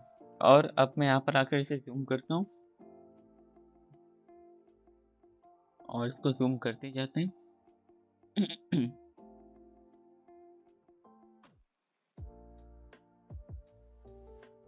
तो यहाँ पर मुझसे जितना मैक्सिमम ज़ूम हो सकता था मैंने यहाँ पर कर दिया है। और यहाँ पर आप ये देख पा रहे होंगे कि यहाँ पर ना मतलब एक ऐसा मतलब स्पेसिफिक रीजन नहीं बना है कि मतलब रेड है तो मतलब वो इतने एरिया तक ही रहेगा। तो यहाँ पर वायलेट का मतलब एक स्पेसिफिक रीजन नहीं है। यहाँ पर मतलब थोड़ा सा ये ब्लेंडिंग वाले तरीके से यहाँ पर इसके ऊपर ओवरलैप्स कर रहा है, तो इसलिए यहाँ पर आपको एक लाइन देखने को मिल रही है। जैसे कि मैं अपने क्वालिफायर को इधर की तरफ ऐसा मूव करूँगा, तो आप यहाँ पर इस लाइन की तरफ यहाँ पर एक सर्कल जाता हुआ देख सकते हैं। तो अब देखिएगा, ओके, तो इसलिए यहाँ पर ये लाइन आपको देखने को मिल रही है। ऐसे ही मैं किसी दूसरे कलर पे आपको जाके दिखाता हूँ। इस बार मैं येलो और ब्लू, तो इस बार मैं जैसे कि ग्रीन और सियान के बीच जाता हूँ, तो आप यहाँ पे भी देख सकते हैं। ओके, तो यहाँ पर भी चीज़ें मतलब एकदम स्ट्रेट फॉरवर्ड, मतलब यहाँ पे एकदम ऐसा, तो यहाँ पर भी आप देख सकते हैं कि मतलब ब्लेंडिंग वाले वे में ये दोनों चीज़ ऐसा मतलब मिक्सअप हो रखी हैं। तो इसलिए यहाँ पर आपको एक लाइन देखने को मिल रही है। और फिर बाकी मैं इसको ज़ूम को ऐसे हटा देता हूँ, तो ऐसे आपको क्लियर हो गया कि ये लाइन किस लिए क्यों ऐसा कनेक्टेड है, क्योंकि यहाँ पर थोड़ा सा ऐसा ब्लेंडिंग वाला सीन हो रखा है। जब इसको आप एकदम अच्छे खासे अमाउंट में ज़ूम करेंगे तब आपको ये चीज़ देखने को मिलेगी, नहीं तो ऐसे तो मैं भी बता सकता हूँ कि यहाँ पर तो मुझे ऐसा कुछ नहीं देखने को लग रहा। ओके, तो इसको आप बाद में ज़रूर से चेकआउट कीजिएगा। और फिर चलिए इसके बाद हम लोग क्या करते हैं, हम लोग किसी क्लिप पे आ जाते हैं, और यहाँ पर मैं किसी ब्लैकिश वाइट इवेंट इमेज को ले आता हूँ यहाँ पर। तो यहाँ पर मैं वेब ब्राउज़र, तो मैं अपने ब्राउज़र से ही किसी इमेज को ले आता हूँ। तो इधर आते हैं और लिख देते हैं यहाँ पर ब्लैक एंड वाइट इमेज, और यहाँ पर मैं इसे ही उठा लेता हूँ, सेव इमेज, और इसे सेव कर लेते हैं। जब तक मैं इसको अपने टाइमलाइन में लाता हूँ तब तक आप सोचिए कि वेक्टर स्कोप उस ब्लैक एंड वाइट वाली इमेज को देख के मतलब कैसा रिएक्ट करेगा, या फिर हमारा वेक्टर स्कोप मतलब कैसा, मतलब किस कलर को पॉइंट आउट करेगा। तब तक आप ये सोचिए, तब तक मैं उस इमेज को ले आता हूँ।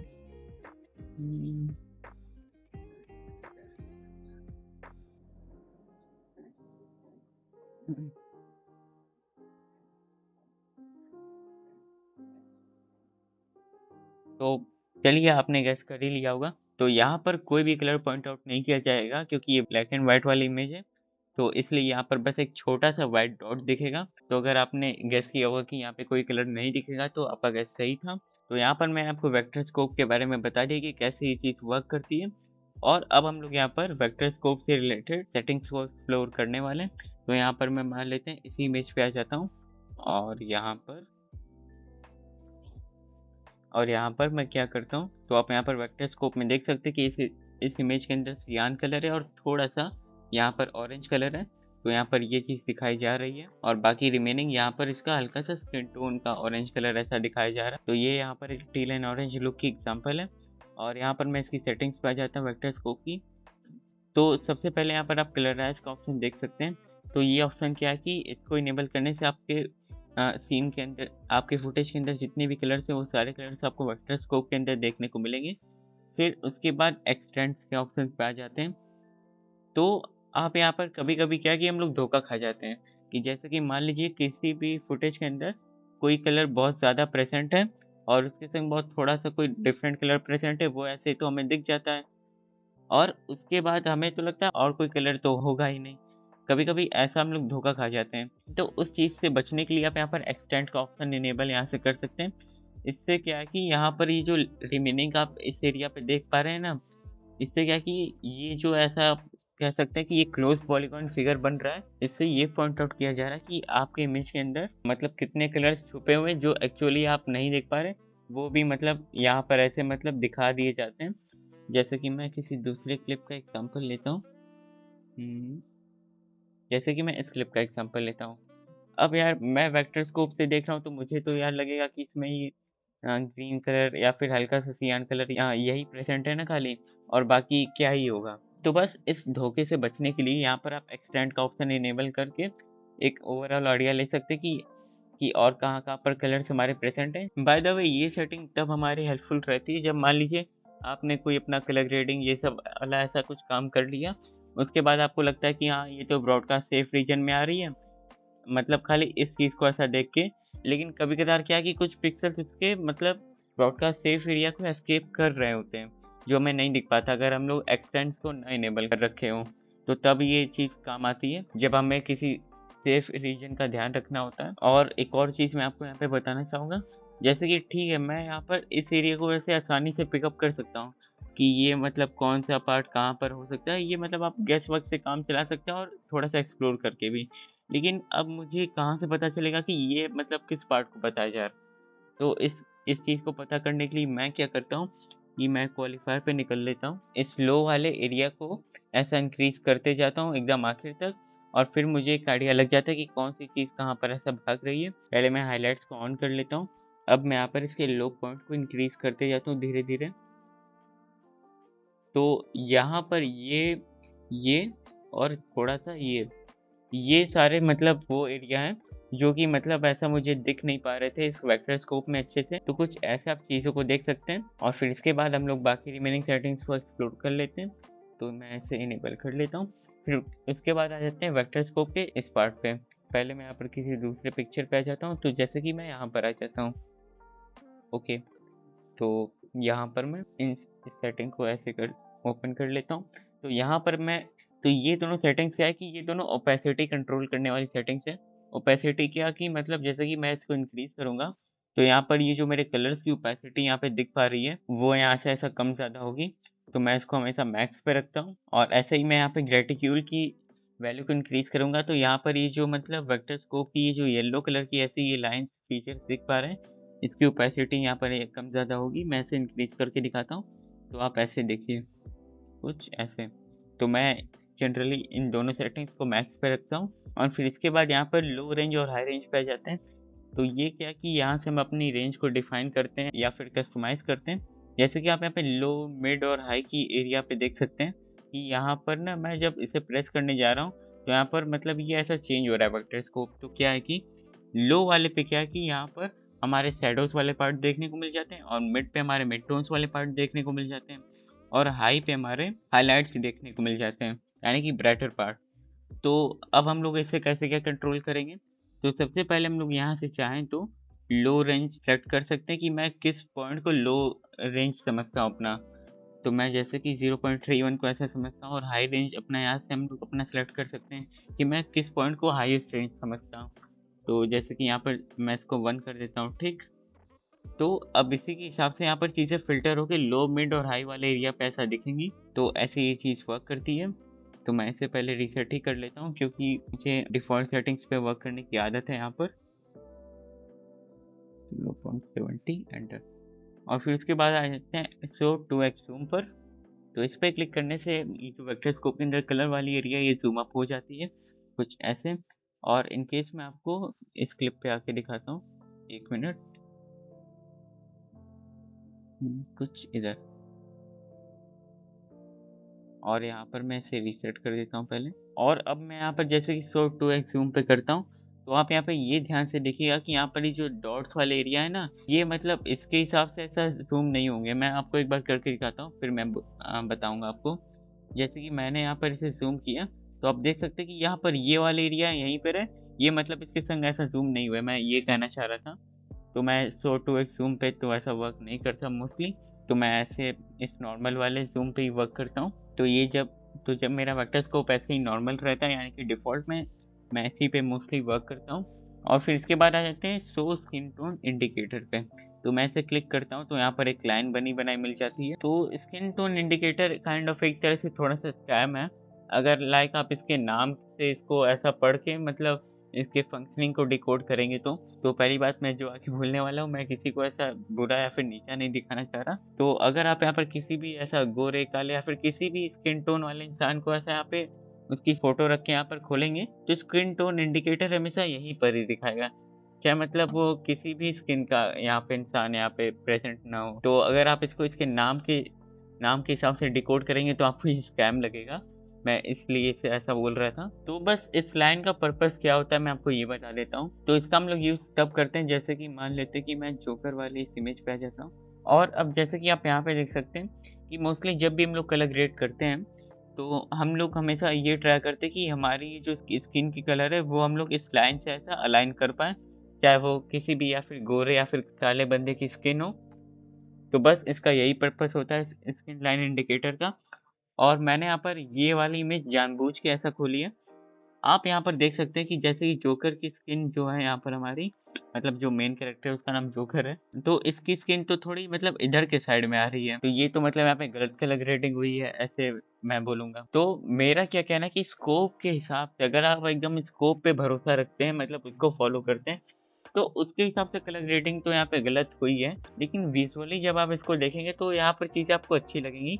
तो मैं बस आपको फिर से इस एग्ज़ाम्पल से ये स्पेसिफ़ाई करना चाह रहा था कि हमेशा मतलब ऐसा स्कोप को ऐसा पत्थर की लकीर मान के ना चले कि मतलब जो यहाँ पे मुझे अलाइन होते हुए नहीं दिखेगा वो चीज़ बेकार है। तो बस इस बात को मैं फिर से बताने के लिए मैंने यहाँ पर इस एग्ज़ाम्पल को यहाँ पर ऐसे खोला हुआ। तो इसीलिए हमेशा स्कोप की नहीं, अपने दिल, दिमाग और आँखों की सुनिए। तो ये होता है स्किन लाइन इंडिकेटर का फंक्शन कि हम लोग इसको इनेबल करके क्या ट्राई करते हैं कि अपने स्किन टोन को इसके तरफ लाने की या फिर इससे अलाइन करने की कोशिश करते हैं।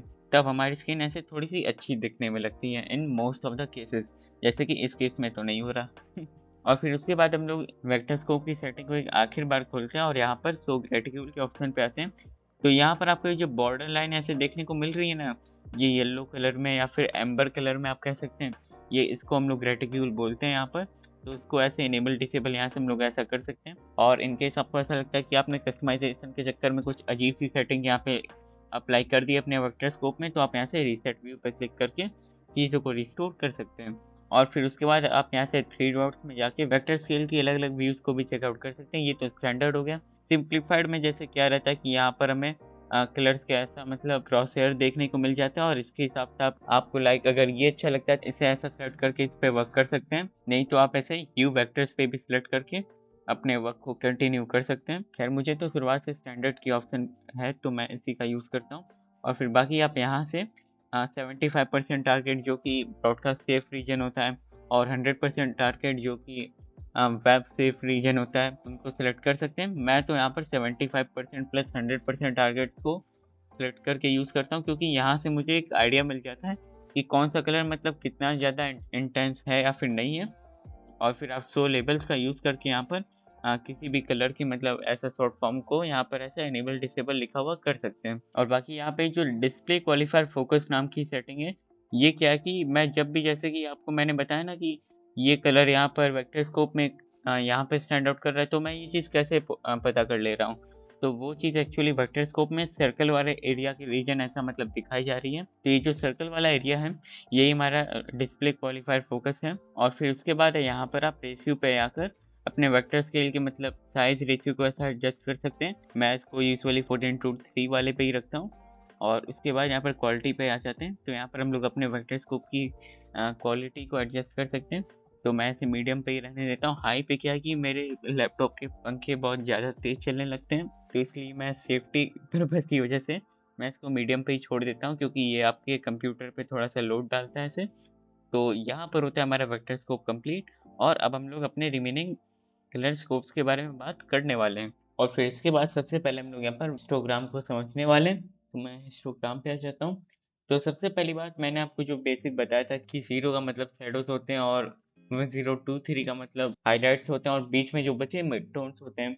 तो मैंने आपको ये पहले बताया ही था। मुझे एडिशनल आपको यहाँ पे ये बताना है कि ये जो हमारे ग्राफ रहते हैं, ये 10 बिट स्केल पे ऐसा प्लॉट हो रखे रहते हैं और यहाँ पर ही RGB चैनल्स हमें देखने को मिल जाते हैं। यहाँ पर क्या है कि जैसे कि मैं रेड चैनल की बात करता हूँ, यहाँ पर जैसे कि रेड और ग्रीन और ब्लू ये तीनों के लिए अप्लाई होता है। यहाँ पर स्पेसिफिक चैनल के 1024 सेट्स होते हैं। तो मैंने यहाँ पे बोला 1024, ठीक है, लेकिन यहाँ पे 1023 क्यों दिखा रहा है अगर मैं ऐसा बोल रहा हूँ तो एक्चुअली 1024 तब होते हैं जब मैं 1 से काउंटिंग स्टार्ट करता हूँ, लेकिन यहाँ पे काउंटिंग 0 से स्टार्ट हो रखी है। तो ऐसे आप समझ गए होंगे। और रही बात हिस्टोग्राम पे, मैं इसका क्यों यूज़ कहाँ पर करता हूँ, तो हिस्टोग्राम का मैं यूज़ एक्सपोजर को एडजस्ट करने में करता हूँ और कॉन्ट्रास्ट को एडजस्ट करने के लिए करता हूँ। और बाकी स्कोप में आप क्या देखते हैं कि वो ऐसा टॉप टू बॉटम ऐसा डिस्प्ले में हो रखा रहता है। इसमें क्या लेफ्ट टू राइट ऐसा मतलब डिस्प्ले हो रखा रहता है। लेफ्ट टू राइट का मतलब कि यहाँ स्मॉलर वैल्यू और इधर इधर बड़ी वैल्यू है।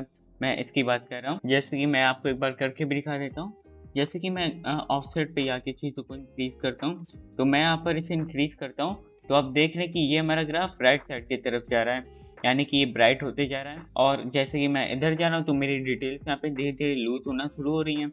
ओके, और ऐसे ही मैं इसी का उल्टा करता हूँ, मैं इसको डार्कर साइड की तरफ ले जाता हूँ, तो आप देख रहे हैं कि मेरे यहाँ डिटेल्स डार्कर वे में लूज हो रही हैं। तो एक्सपोजर की डिटेल्स को देखने के लिए आप हिस्टोग्राम का यूज़ कीजिएगा। और ऐसे ही मैं इसे रीसेट कर देता हूँ। और मैंने कॉन्ट्रास्ट का भी आपको बोला था, कॉन्ट्रास्ट का भी आप ऐसे देख सकते हैं कि आपकी ब्राइट और डार्क की रेंज किधर क्या सेटअप हो रखी है। जैसे कि डार्क की इधर हो रखी है, ब्राइट की इधर हो रखी है। आप नीचे भी उन सेम चीज़ों को ऐसा देख सकते हैं। और जैसे कि मैं आपको कॉन्ट्रास्ट को एक बार इंक्रीज करके भी दिखाता हूँ, तो अगर मैं इसे इंक्रीज करूँगा ना, तो ये जो ग्राफ है हमारा, तो यहाँ पर इधर ये चीज़ इधर की तरफ फैलेगी, ये चीज़ इधर की तरफ फैलेगी। और अब मैं प्रैक्टिकली करके भी दिखाता हूँ।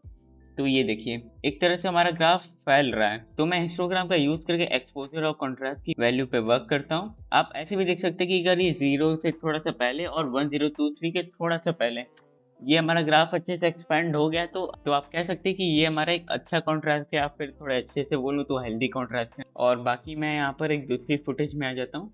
जैसे कि इसको छोड़ के मैं इधर आ जाता हूँ इस फुटेज में, और मैं आपको कुछ एग्जांपल लेके दिखाता हूँ कि कॉन्ट्रास्टी फुटेज होती क्या है। तो मैं यहाँ पर क्या करता हूँ, मैं कॉन्ट्रास्ट की वैल्यू को इंक्रीज कर देता हूँ ऐसे,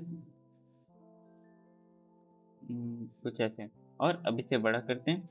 तो कॉन्ट्रास्टी फुटेज हम उसको कहते हैं जहाँ पर हम लोग इनकमिंग लाइट और फिल लाइट में एक अच्छा खासा डिफरेंस देख सकते हैं। जैसे कि आप इधर का एग्जांपल ले सकते हैं, इनका एग्जांपल ले सकते हैं। और हेल्दी कॉन्ट्रास्ट क्या होता है, इतना कॉन्ट्रास्ट होना कि जब मतलब आप फिल लाइट और वो जो इनकमिंग लाइट है उसमें मतलब अच्छा डिफरेंस कम रहे, तो उसको मैं ऐसा हेल्दी कॉन्ट्रास्ट बोलता हूँ। और कुल मिला के कहने का ये मतलब है कि जब भी आप कॉन्ट्रास्ट को ऐड अप कीजिए, तो आपकी और फिल लाइट को हमेशा ध्यान में रख के करिए। और फिर इसके बाद जैसे कि हम लोग मान लेते हैं, कुछ और करके देखते हैं। जैसे कि इस इमेज में जैसे कि कौन सा कलर ज़्यादा है मेरे हिसाब से, तो मेरे हिसाब से यहाँ पे ब्लू कलर थोड़ा सा ज़्यादा है। जैसे कि आप इसके ग्राफ में भी देख सकते हैं कि ब्लू कलर इधर मतलब थोड़ा सा ज़्यादा है इन दोनों के कंपैरिजन में। तो मैं ऐसी चीज़ों को कंक्लूड करता हूँ। तो और मैं यहाँ पर ब्लू कलर को हटा के भी आपको दिखाता हूँ। तो किसी भी कलर को हटाना हो तो उसके अपोजिट वाले कलर की तरफ जाना शुरू कर दीजिए। जैसे ब्लू को हटाना है तो येलो की तरफ ऐसे हल्का सा चले जाइए आप। बस एक बेसिक फंडामेंटल रहता है किसी भी कलर को ऐड या फिर सब्ट्रैक्ट करने के लिए। और नहीं तो मैं यहाँ पे ब्लू कलर की बात है तो मैं यहाँ पर टेम्परेचर का यूज़ करके भी इससे कुछ ऐसा कम ज़्यादा कर सकता हूँ। जैसे कि मैं आपको इसे करके दिखाता हूँ। तो मैं इसे हल्का सा इंक्रीज करता हूँ, कुछ इतना। तो अब ये चीज़ देखने में थोड़ी अच्छी लग रही है मुझे। तो ऐसे हम लोग किसी कलर को ऐड या सब्ट्रैक्ट करते हैं, मैंने आपको ये भी बता दिया। और कोई भी कलर जैसे ज़्यादा रहेगा, चाहे वो शैडो में रहेगा या फिर हाईलाइट वाले एरिया में रहेगा, तो आप बस ऐसे समझ लीजिएगा कि उसका ग्राफ शैडो या फिर हाईलाइट वाले एरिया की तरफ थोड़ा सा ज़्यादा मतलब ओरिएंटेड रहेगा। तो मैं ऐसी चीज़ों को आइडेंटिफाई करता हूँ। और इन केस में यही काम आपको वेक्टर स्कोप में होता हुआ करते हुए दिखाऊँ तो वो मैं कैसे करूँगा। तो पहले मैं यहाँ पर वेक्टर स्कोप को भी खोल लेता हूँ। हाँ, एक और चीज़ मैं आपको यहाँ पे बताना भूल गया था। इन केस आपके स्क्रीन में ऐसा हो कि मतलब यार मैं दो स्कोप्स को खोल नहीं पा रहा, डुअल व्यू इनेबल नहीं हो पा रहा, तो क्या करें?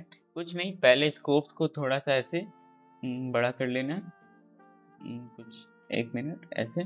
और अब आप डुअल, 4 मतलब जितने भी आप स्कोप को खोलना चाहें ऐसे आप खोल के देख सकते हैं। तो मैं यहाँ पर अभी डुअल पे ही रखता हूँ इसे। और अब यहाँ पर मैं इधर की तरफ वेक्टर स्कोप को इनेबल कर देता हूँ। और 1 मिनट, थोड़ा सा इसे छोटा करना पड़ेगा, कुछ ऐसे। और अब मैं यहाँ पर आपको सेम काम करके दिखाता हूँ। रीसेट मारते हैं, तो मैं इसे एक बार यहाँ पे करके दिखाता हूँ। तो मैं जैसे यहाँ पे ब्लू को धीरे धीरे ऐसा ऐड अप करूँगा, कुछ इतना, तो आपने देखा होगा कि यहाँ से ये जो ब्लू कलर था ये हट के थोड़ा थोड़ा येलो की तरफ ऐसे जाने लगा। तो यही काम वेक्टर स्कोप में होते हुए आपने देख लिया। तो बेसिकली एक्सपोजर या फिर कॉन्ट्रास्ट या फिर किसी कलर को ऐड या सब्ट्रैक्ट करने वाले काम को मैं हिस्टोग्राम से ऐसा देखता हूँ। और बाकी इससे रिलेटेड मैं आपको कुछ सेटिंग्स बता देता हूँ। तो यहाँ से आप जैसे ग्रीन और ग्रेटिट्यूड की वैल्यू को कम ज़्यादा कर सकते हैं। ये तो आपको पता ही होगा कि ग्रीन से ऐसा मतलब जो हमारे कलर्स हैं, क्या है कि मैं ग्रीन की वैल्यू को इंक्रीज़ नहीं करता, क्योंकि प्रॉब्लम यहाँ पे क्या हो जाती है मैं आपको दिखाता हूँ। इसे थोड़ा सा बड़ा कर देते हैं और अब ग्रेन को इंक्रीज करते हैं। तो ये कलर ना देख रहे हैं एकदम ऊपर ऐसा चले जा रहे, तो मतलब मुझे ऐसा कोई कलर दिखेगा नहीं, इसलिए मैं यहाँ पर ग्रेन की वैल्यू को कभी इंक्रीज करके नहीं रखता और ग्रेटिट्यूड की वैल्यू को इतने पे ही रखता हूँ। चलिए जैसे कि अभी मैक्स रख लेते हैं। और बाकी लो एंड हाई का आपको पता है कि इससे हम लोग अपने लो रेंज और हाई रेंज को ऐसा सिलेक्ट करते हैं। और फिर उसके बाद YRGB पे जब आप ऐसा क्लिक करेंगे तो आपको यहाँ पे ऐसे लुमिनेंस वैल्यू भी दिखनी शुरू हो जाएगी। तो मैं तो यहाँ पे लुमिनेंस वैल्यू का यूज़ नहीं करता, लेकिन आप यूज़ कर सकते हैं। और फिर उसके बाद हम लोग शो रेफरेंस लेवल की बात कर लेते हैं। तो देखिए रेफरेंस लेवल क्या है कि आप यहाँ पर जैसे यहाँ पर ये एक ऐसे ऐसे डंडे दिखाई दे रहे हैं ना, ऐसे ही एक और आप यहाँ पे डंडा एडअप कर सकते हैं। डंडा बोलना सही नहीं रहेगा, लाइक काइंड ऑफ एक लिमिट के लिए यहाँ पर एक और लाइन आप एडअप कर सकते हैं शो रेफरेंस लेवल का यूज़ करके, एक स्टार्टिंग में और एक एंड में, जहाँ पर भी आप चाहें। जैसे कि मैं लो की वैल्यू को हमेशा यहाँ पर 90 रखता हूँ और हाई की वैल्यू को यहाँ पर 940 रखता हूँ। मैं अभी एक्सप्लेन करता हूँ। 940 एंटर। ओके, तो लो की वैल्यू को मैं 90 इसलिए रखता हूँ, तो ये देखिए मेरी पर्सनल प्रेफरेंस है आपके लिए, क्योंकि अभी तक मैं जितने भी समय से कलर ग्रेडिंग करते आ रहा हूँ, मुझे जब भी इमेज की ग्राफ 90 से लेकर 940 के बीच में रहती, तब तक मुझे हेल्दी रिजल्ट्स देखने को मिलते हैं। तो इसलिए मैं इतना रखता हूँ। इसके बाहर जाने पे थोड़े मतलब इश्यूज आने स्टार्ट हो जाते हैं, तो इसलिए मैं आपको भी रिकमेंड करूंगा कि कोशिश कीजिए कि 90 से नीचे और 940 से ऊपर आपकी वीडियो की डिटेल्स ना ऊपर जाएं स्कोप के अंदर। और फिर हिस्टोग्राम के बाद मैं आपको एक और चीज़ बताना चाहूँगा वेक्टर स्कोप के बारे में, कि यहाँ पर और हिस्टोग्राम में क्या डिफरेंस रहता है। जैसे कि वेक्टर स्कोप में आप क्या देख सकते हैं कि कौन सा कलर प्रेजेंट है और कितनी उसकी सैचुरेशन प्रेजेंट है। हाँ, आप उसकी लुमिनेंस वैल्यू को नहीं उतने अच्छे से पहचान पाएंगे कि कौन सा कलर कितना ब्राइट है, तो तब आप हिस्टोग्राम का यूज़ कर सकते हैं। लाइक लुमिनेंस वैल्यू को जानने के लिए मैं मोस्टली क्या करता हूँ कि मैं हिस्टोग्राम और वेक्टर स्कोप के कॉम्बिनेशन का यूज़ करता हूँ। यहाँ से कलर और उसकी सैचुरेशन जानने के लिए, यहाँ से उसकी लुमिनेंस वैल्यू को जानने के लिए मैं ऐसे इसका यूज़ करता हूँ। जैसे कि आपको मैं चलिए अभी कुछ करके दिखाता हूँ। जैसे कि मैं यहाँ पे क्या करता हूँ कि मैं इस फुटेज की सैचुरेशन को एकदम 0 कर देता हूँ। इसे छोटा कर देते हैं। ओके, अब दिख रहा है ये। मैं इसकी सैचुरेशन को 0 कर देता हूँ। ठीक, अब यहाँ पे तो कोई कलर है नहीं, अब इस फुटेज के अंदर भी कोई कलर नहीं और यहाँ पर भी कोई कलर नहीं है, तो कौन सी चीज़ कितनी ब्राइट है वो भी नहीं दिख पा रही। और फिर अब मैं इसकी धीरे धीरे सैचुरेशन इंक्रीज करते जाता हूँ। ठीक, चलिए मैं ऐसे एकदम 100 ही कर देता हूँ। ठीक, ऐसे आप इसको इसके हिसाब से ऐसा बता सकते हैं। खाली वेक्टर स्कोप को देखिए कि इसके अंदर रेड कलर है, येलो कलर है और बहुत थोड़ा सा ग्रीन कलर प्रेजेंट है और बहुत हल्का सा कहीं सियान कलर। तो ऐसे आप किसी कलर की सैचुरेशन से बता सकते हैं कि कौन सा कलर कितने अमाउंट में प्रेजेंट है। अमाउंट मतलब कि कितने वो सैचुरेशन में प्रेजेंट है, कौन कौन से कलर प्रेजेंट है। और फिर ऐसे ही मैं आपको एक और आखिरी एग्जांपल दिखा देता हूँ वेक्टर स्कोप का। जैसे कि मैं अपने जोकर वाले फुटेज पे आ जाता हूँ। वो इधर है, ठीक है। अब मान लेते हैं कि मुझे किसी ने बोला कि यार ये जो जोकर वाली इमेज है, इसमें एक काम करो कि यहाँ पे जो सियान कलर है, इसको रोटेट करके ब्लू की तरफ ले जाओ। तो मैं क्या करूँगा, बेसिकली मैं अगर ऐसे बताना चाहूँ कि ये ग्रीनिश सियान की जगह मुझे थोड़ा सा ब्लूइश सियान इसको बना रहा है, ठीक है। तो मैं कैसे करूँगा, और वेक्टर स्कोप का यूज़ करते हुए, तो उस चीज़ को करने के लिए मैं बस कुछ नहीं करूँगा, यहाँ के कलर को ऐसे सेलेक्ट कर लेता हूँ और फिर ड्यू रोटेशन में मैं इसकी वैल्यू को इंक्रीज करते जाऊँगा कुछ इधर की तरफ, इतना इतना भी ठीक है। तो ऐसे मैं यहाँ पे कह सकता हूँ ना कि मेरा ये ग्रीनिश सियान की जगह ये ब्लू सियान बन गया। तो ऐसे हम लोग यहाँ पर वेक्टर स्कोप का यूज़ करते हैं। आप इसके अमाउंट को अपने हिसाब से कम ज़्यादा कर सकते हैं। ओके, तो ऐसे हम लोग अपने स्कोप्स का यूज़ करते हैं। तो इस वीडियो के द्वारा मैं आपको ये भी बताना चाह रहा हूँ मोस्टली कि कब या फिर किस सिनेरियो में हम लोग कैसे चीज़ों को एडजस्ट करते हैं। जैसे मैंने आपको कलर को ऐड सब्ट्रैक्ट करने का बताया, यू रोटेशन का बताया अभी यू और क्यू कर्व में, और स्कोप्स का मतलब यूज़ करके हम लोग उस चेंज को कैसे क्या देखते हैं या फिर इंडिकेट करते हैं। तो मेरा मेन मकसद इस वीडियो का आपको स्कोप्स के बारे में बताना है और थोड़ा सा अपने वर्क फ्लो के बारे में भी बताना है कि हाँ, मतलब स्कोप्स का हम लोग यूज़ करते हैं वो ठीक है, लेकिन थोड़ा वर्क फ्लो के संग हम लोग कैसे क्या चीज़ों को होते हुए देखते हैं, मैं आपको वो भी बताना चाह रहा हूँ। और फिर हिस्टोग्राम के बाद ऐसे ही मैं यहाँ पर परेड में आ जाता हूँ। तो यहाँ पर आप देख सकते हैं कि ये बस ऐसा वर्टिकल रिप्रेजेंटेशन है हिस्टोग्राम का। तो यहाँ से मैं मेन कलर एडिशन सब्ट्रैक्शन वाला काम करता हूँ, क्योंकि कभी कभी क्या हो जाता है, जैसे मैं हिस्टोग्राम को लेता हूँ, ये वाले एग्जाम्पल को हटा देता हूँ, क्योंकि अगर इसके हिसाब से हम लोग ऐसा मतलब स्कोप्स को फॉलो करेंगे तो मतलब ऐसा हो जाएगा कि भाई यहाँ पे रेड कलर तो बहुत कम है, इसको मतलब एडप्ट करो। और फिर उसके बाद आ जाते हैं आरजीबी परेड में। तो मैं आपको इसका यूज़ करके दिखाता हूँ। जैसे कि मैं फुटेज के अंदर आसानी से देख रहा हूँ कि आसानी से देख के बता सकता हूँ कि कॉन्ट्रास्ट बहुत ज़्यादा है, और स्कोप के हिसाब से भी आप देख सकते हैं कि मतलब डार्क वाले एरिया पे और वाइट वाले एरिया पे दोनों चीज़ें मतलब एकदम फैल गई हैं अच्छे से। तो इसे एकदम थोड़ा सा चपटा करने के लिए हम लोग क्या करेंगे, हम लोग कॉन्ट्रास्ट का यूज़ करेंगे। तो मैं इसे इंक्रीज करता हूँ।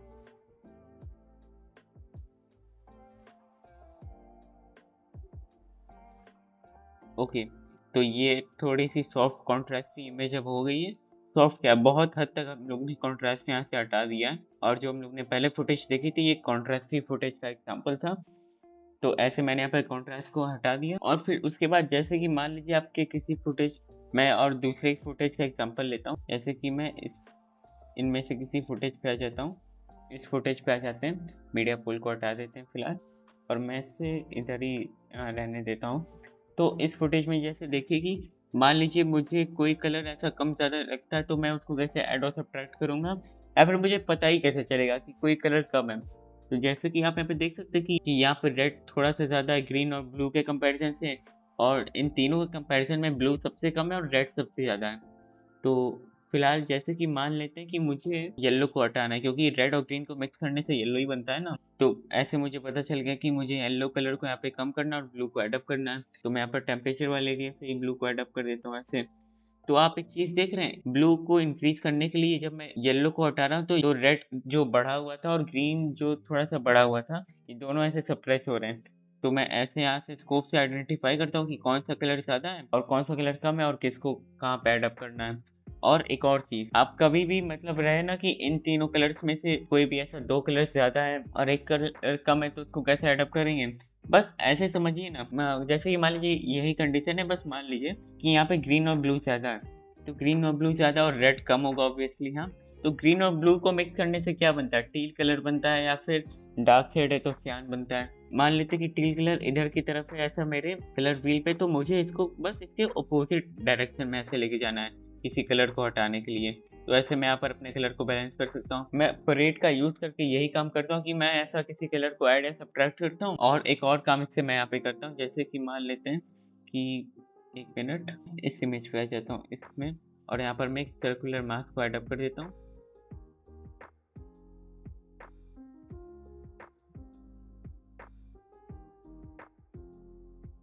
और अभी से ऊपर कर, और जैसे कि अब यहाँ पर आप देखिएगा, यहाँ पर एक्चुअली इस मास्क के अंदर ही कॉन्ट्रास्ट की चीज़ अप्लाई हो रही है ना, तो इसलिए इतना एरिया थोड़ा सा अजीब दिख रहा है। और आप ग्राफ में भी देख पा रहे हैं कि यहाँ पे बीच का एरिया ना थोड़ा सा दबा हुआ दिख रहा है। तो मैं इसे ऐसे करता हूँ तो ये चीज़ फिक्स हो जाएगी। तो पहले मैं यहाँ पर इसके पहले एक नोट को एडअप करता हूँ, ऑल्ट शिफ्ट प्लस एस। तो इसके पहले मैं एक सीरियल नोट को पहले एडअप कर देता हूँ। 1 मिनट। और अब मैं यहाँ पर क्या करता हूँ कि मैं यहाँ पर इस बीच के एरिया को डार्क बनाता हूँ। तो मैं यहाँ पर लिफ्ट की वैल्यू को इंक्रीज करता हूँ, ठीक है। तो आप यहाँ पे चीज़ों को कैसे होता हुआ कैसे क्या पहचानेंगे, तो आप यहाँ पे ऐसे ही समझ सकते हैं कि आप स्कोप में जब देख रहे तो यहाँ पे बीच में एक लाइन खींची हुई दिखाई दे रही है, यहाँ पे भी, यहाँ पे भी, यहाँ पे भी। तो मैं परेट का तब यूज़ करता हूँ जब मुझे आइडेंटिफाई करना हो कि कौन सा ऑब्जेक्ट या फिर क्या चीज़ बीच में सप्रेस हो रही है। और फिर उसके बाद जैसे कि यहाँ पर मैं इसका उल्टा काम करता हूँ, मैं इसको पॉजिटिव में लेके जाता हूँ। हाँ, तो आप यहाँ पे ऐसे समझ सकते हैं कि यहाँ पर ये जो उठा हुआ एरिया है ये ब्राइट है, इसलिए ये ऊपर की तरफ जा रहा है। ओके, तो मैं परेट का तब यूज़ करता हूँ जब मुझे कौन सा कलर कम ज़्यादा है वो आइडेंटिफाई करना हो, या फिर कौन सी चीज़ कहीं पे सप्रेस हो रही है वो आइडेंटिफाई करना हो, तब मैं परेट का यूज़ करता हूँ। तो मैंने आपको आरजीबी परेट के बारे में बता दिया, इस प्रोग्राम के बारे में बता दिया और वेक्टर स्कोप के बारे में बता दिया, और मैंने आपको वेव फॉर्म के बारे में नहीं बताया। मैं सच बताऊँ तो इसका मैं मोस्टली यूज़ नहीं करता हूँ, क्योंकि इस स्कोप को मुझे पढ़ने में थोड़ी प्रॉब्लम आती है, इसलिए मैंने इसके बारे में बताया भी नहीं। खैर, मैं मोस्टली वेक्टर स्कोप और हिस्टोग्राम का यूज़ करता हूँ, और कभी-कभी हिस्टोग्राम में ऐसी प्रॉब्लम आती है ना कि किसी फुटेज के अंदर आपको दिखाता हूँ। जैसे कि इस फुटेज के अंदर देख लीजिए, यहाँ जैसे कि इस फुटेज के अंदर आप देख लीजिए, यहाँ पर क्या है कि यहाँ पर हिस्टोग्राम का ये जो कर्व यहाँ पे बन रहा है, ये पूरा मतलब दिख नहीं पा रहा मुझे। यहाँ पर इसका कर्व इसके ऊपर चला जा रहा है, मतलब मैं पूरी चीज़ को देख नहीं पा रहा हूँ। यहाँ पर मैं ऐसे परेट का यूज़ कर लिया मैंने कुछ ऐसे। तो मैं परेट का यूज़ तब करता हूँ जब मुझे कलर बैलेंस वाला काम करना हो, और कौन सा ऑब्जेक्ट सप्रेस हो रहा है उसको हाईलाइट करना हो। और वेक्टर स्कोप का मैं तब यूज़ करता हूँ जब मुझे कलर से रिलेटेड काम करना हो, जैसे किसी कलर की सैचुरेशन पे वर्क करना हो या फिर ह्यू रोटेशन ऐसा कुछ काम करना हो। और हिस्टोग्राम का मैं तब यूज़ करता हूँ जब मुझे ल्यूमिनेंस ओरिएंटेड ज़्यादा काम करना रहता है। तो बस ऐसे ही मैं स्कोप्स का यूज़ करता हूँ, और यहाँ पर मैंने आपको ऑलमोस्ट सारी स्कोप से रिलेटेड इंपॉर्टेंट चीज़ों के बारे में बता दिया। और अगर आप अभी आखिर तक देख रहे हैं तो मैं आपको बस ये बोलना चाहूँगा कि स्कोप्स का क्या है, ये थोड़ी सी कॉम्प्लिकेटेड टॉपिक है, एक बार में ये चीज़ नहीं समझ में आती। आप मतलब इसके बारे में ऐसा समझ लीजिए, और धीरे धीरे जब आप वर्क करते रहेंगे और उसी के संग आप स्कोप में ऐसा चीज़ों को ना मैच करते रहिएगा। मतलब यहाँ पे जैसे कि मैं यहाँ पर क्वालिफायर को ले आता हूँ, यहाँ पे मतलब ये कलर किस कलर को इंडिकेट कर रहा है, ऐसा मतलब रिलेट करके जब आप वर्क करते रहेंगे तो धीरे धीरे आपकी हैबिट बन जाएगी, और आपको फ्यूचर में ये चीज़ समझ में भी आने लगेगी। तो ये तो बात हो गई स्कोप के बारे में, और फ्यूचर में भी मैं आपको स्कोप से रिलेटेड चीज़ों के बारे में बताता रहूँगा कि मतलब कैसे किस चीज़ को देखना है स्कोप के अंदर। और बाकी अगली वीडियो हमारी कर्व्स के ऊपर होने वाली है, और इस वीडियो के अंदर मैंने आपको मोस्टली देखा जाए तो वेक्टर स्कोप के बारे में बताया, और हिस्टोग्राम और परेट के बारे में बताया। तो चलिए गाइस, आज के वीडियो में बस इतना ही। तो चलिए गाइस, आज के वीडियो में बस इतना ही। आज हम सभी ने जाना कलर स्कोप्स के बारे में। ये मैं मानता हूँ कि ये थोड़ा सा कॉम्प्लेक्स टॉपिक है, मतलब एक बार में चीज़ें उतनी अच्छे से समझ नहीं आती। तो अगर आपको कोई पार्ट ना समझ में आए तो एक बार आप कोशिश करिए कि आप उस पार्ट को एक दो बार दोबारा देखें, या फिर आप अलग अलग फुटेजेस के संग प्रैक्टिस कीजिए और उस फुटेज को और स्कोप्स में दिखने वाली चीज़ों को थोड़ा सा को रिलेट करके वर्क करने की कोशिश कीजिए। और थोड़ा सा आपको यहाँ पे मेहनत करना पड़ेगा, तभी ये चीज़ समझ में आएगी। और डेफिनेटली अगर आप थोड़े से होपलेस हो गए यहाँ पर तो ऐसा मत सोचिए, क्योंकि मैं भी जब पहली बार इस चीज़ को सीख रहा था, समझ रहा था, तो मुझे भी चीज़ बहुत अच्छे से एक बार में क्लियर नहीं होती। मैंने भी चीज़ों को धीरे धीरे करके ही सीखा है। और बाकी चलिए गाइस, आज के वीडियो में बस इतना ही, और अगली वीडियो के अंदर हम लोग कर्व्स को कवर करने वाले हैं। बाकी आपको कोई भी इस वीडियो से रिलेटेड डाउट्स हो तो आप मुझे कमेंट्स में जरूर से बताएं। और बाकी चलिए गाइस, आज के वीडियो में बस इतना ही। आशा करता हूँ सभी को आज की वीडियो इन्फॉर्मेटिव लगी होगी। तो अगर आप सभी को आज की वीडियो इन्फॉर्मेटिव लगी तो आप इस वीडियो को लाइक कर सकते हैं। मेरे चैनल पे नहीं हो तो आप मेरे चैनल को सब्सक्राइब कर सकते हैं। मैं मिलता हूँ सभी से अगली वीडियो में, तब तक के लिए धन्यवाद।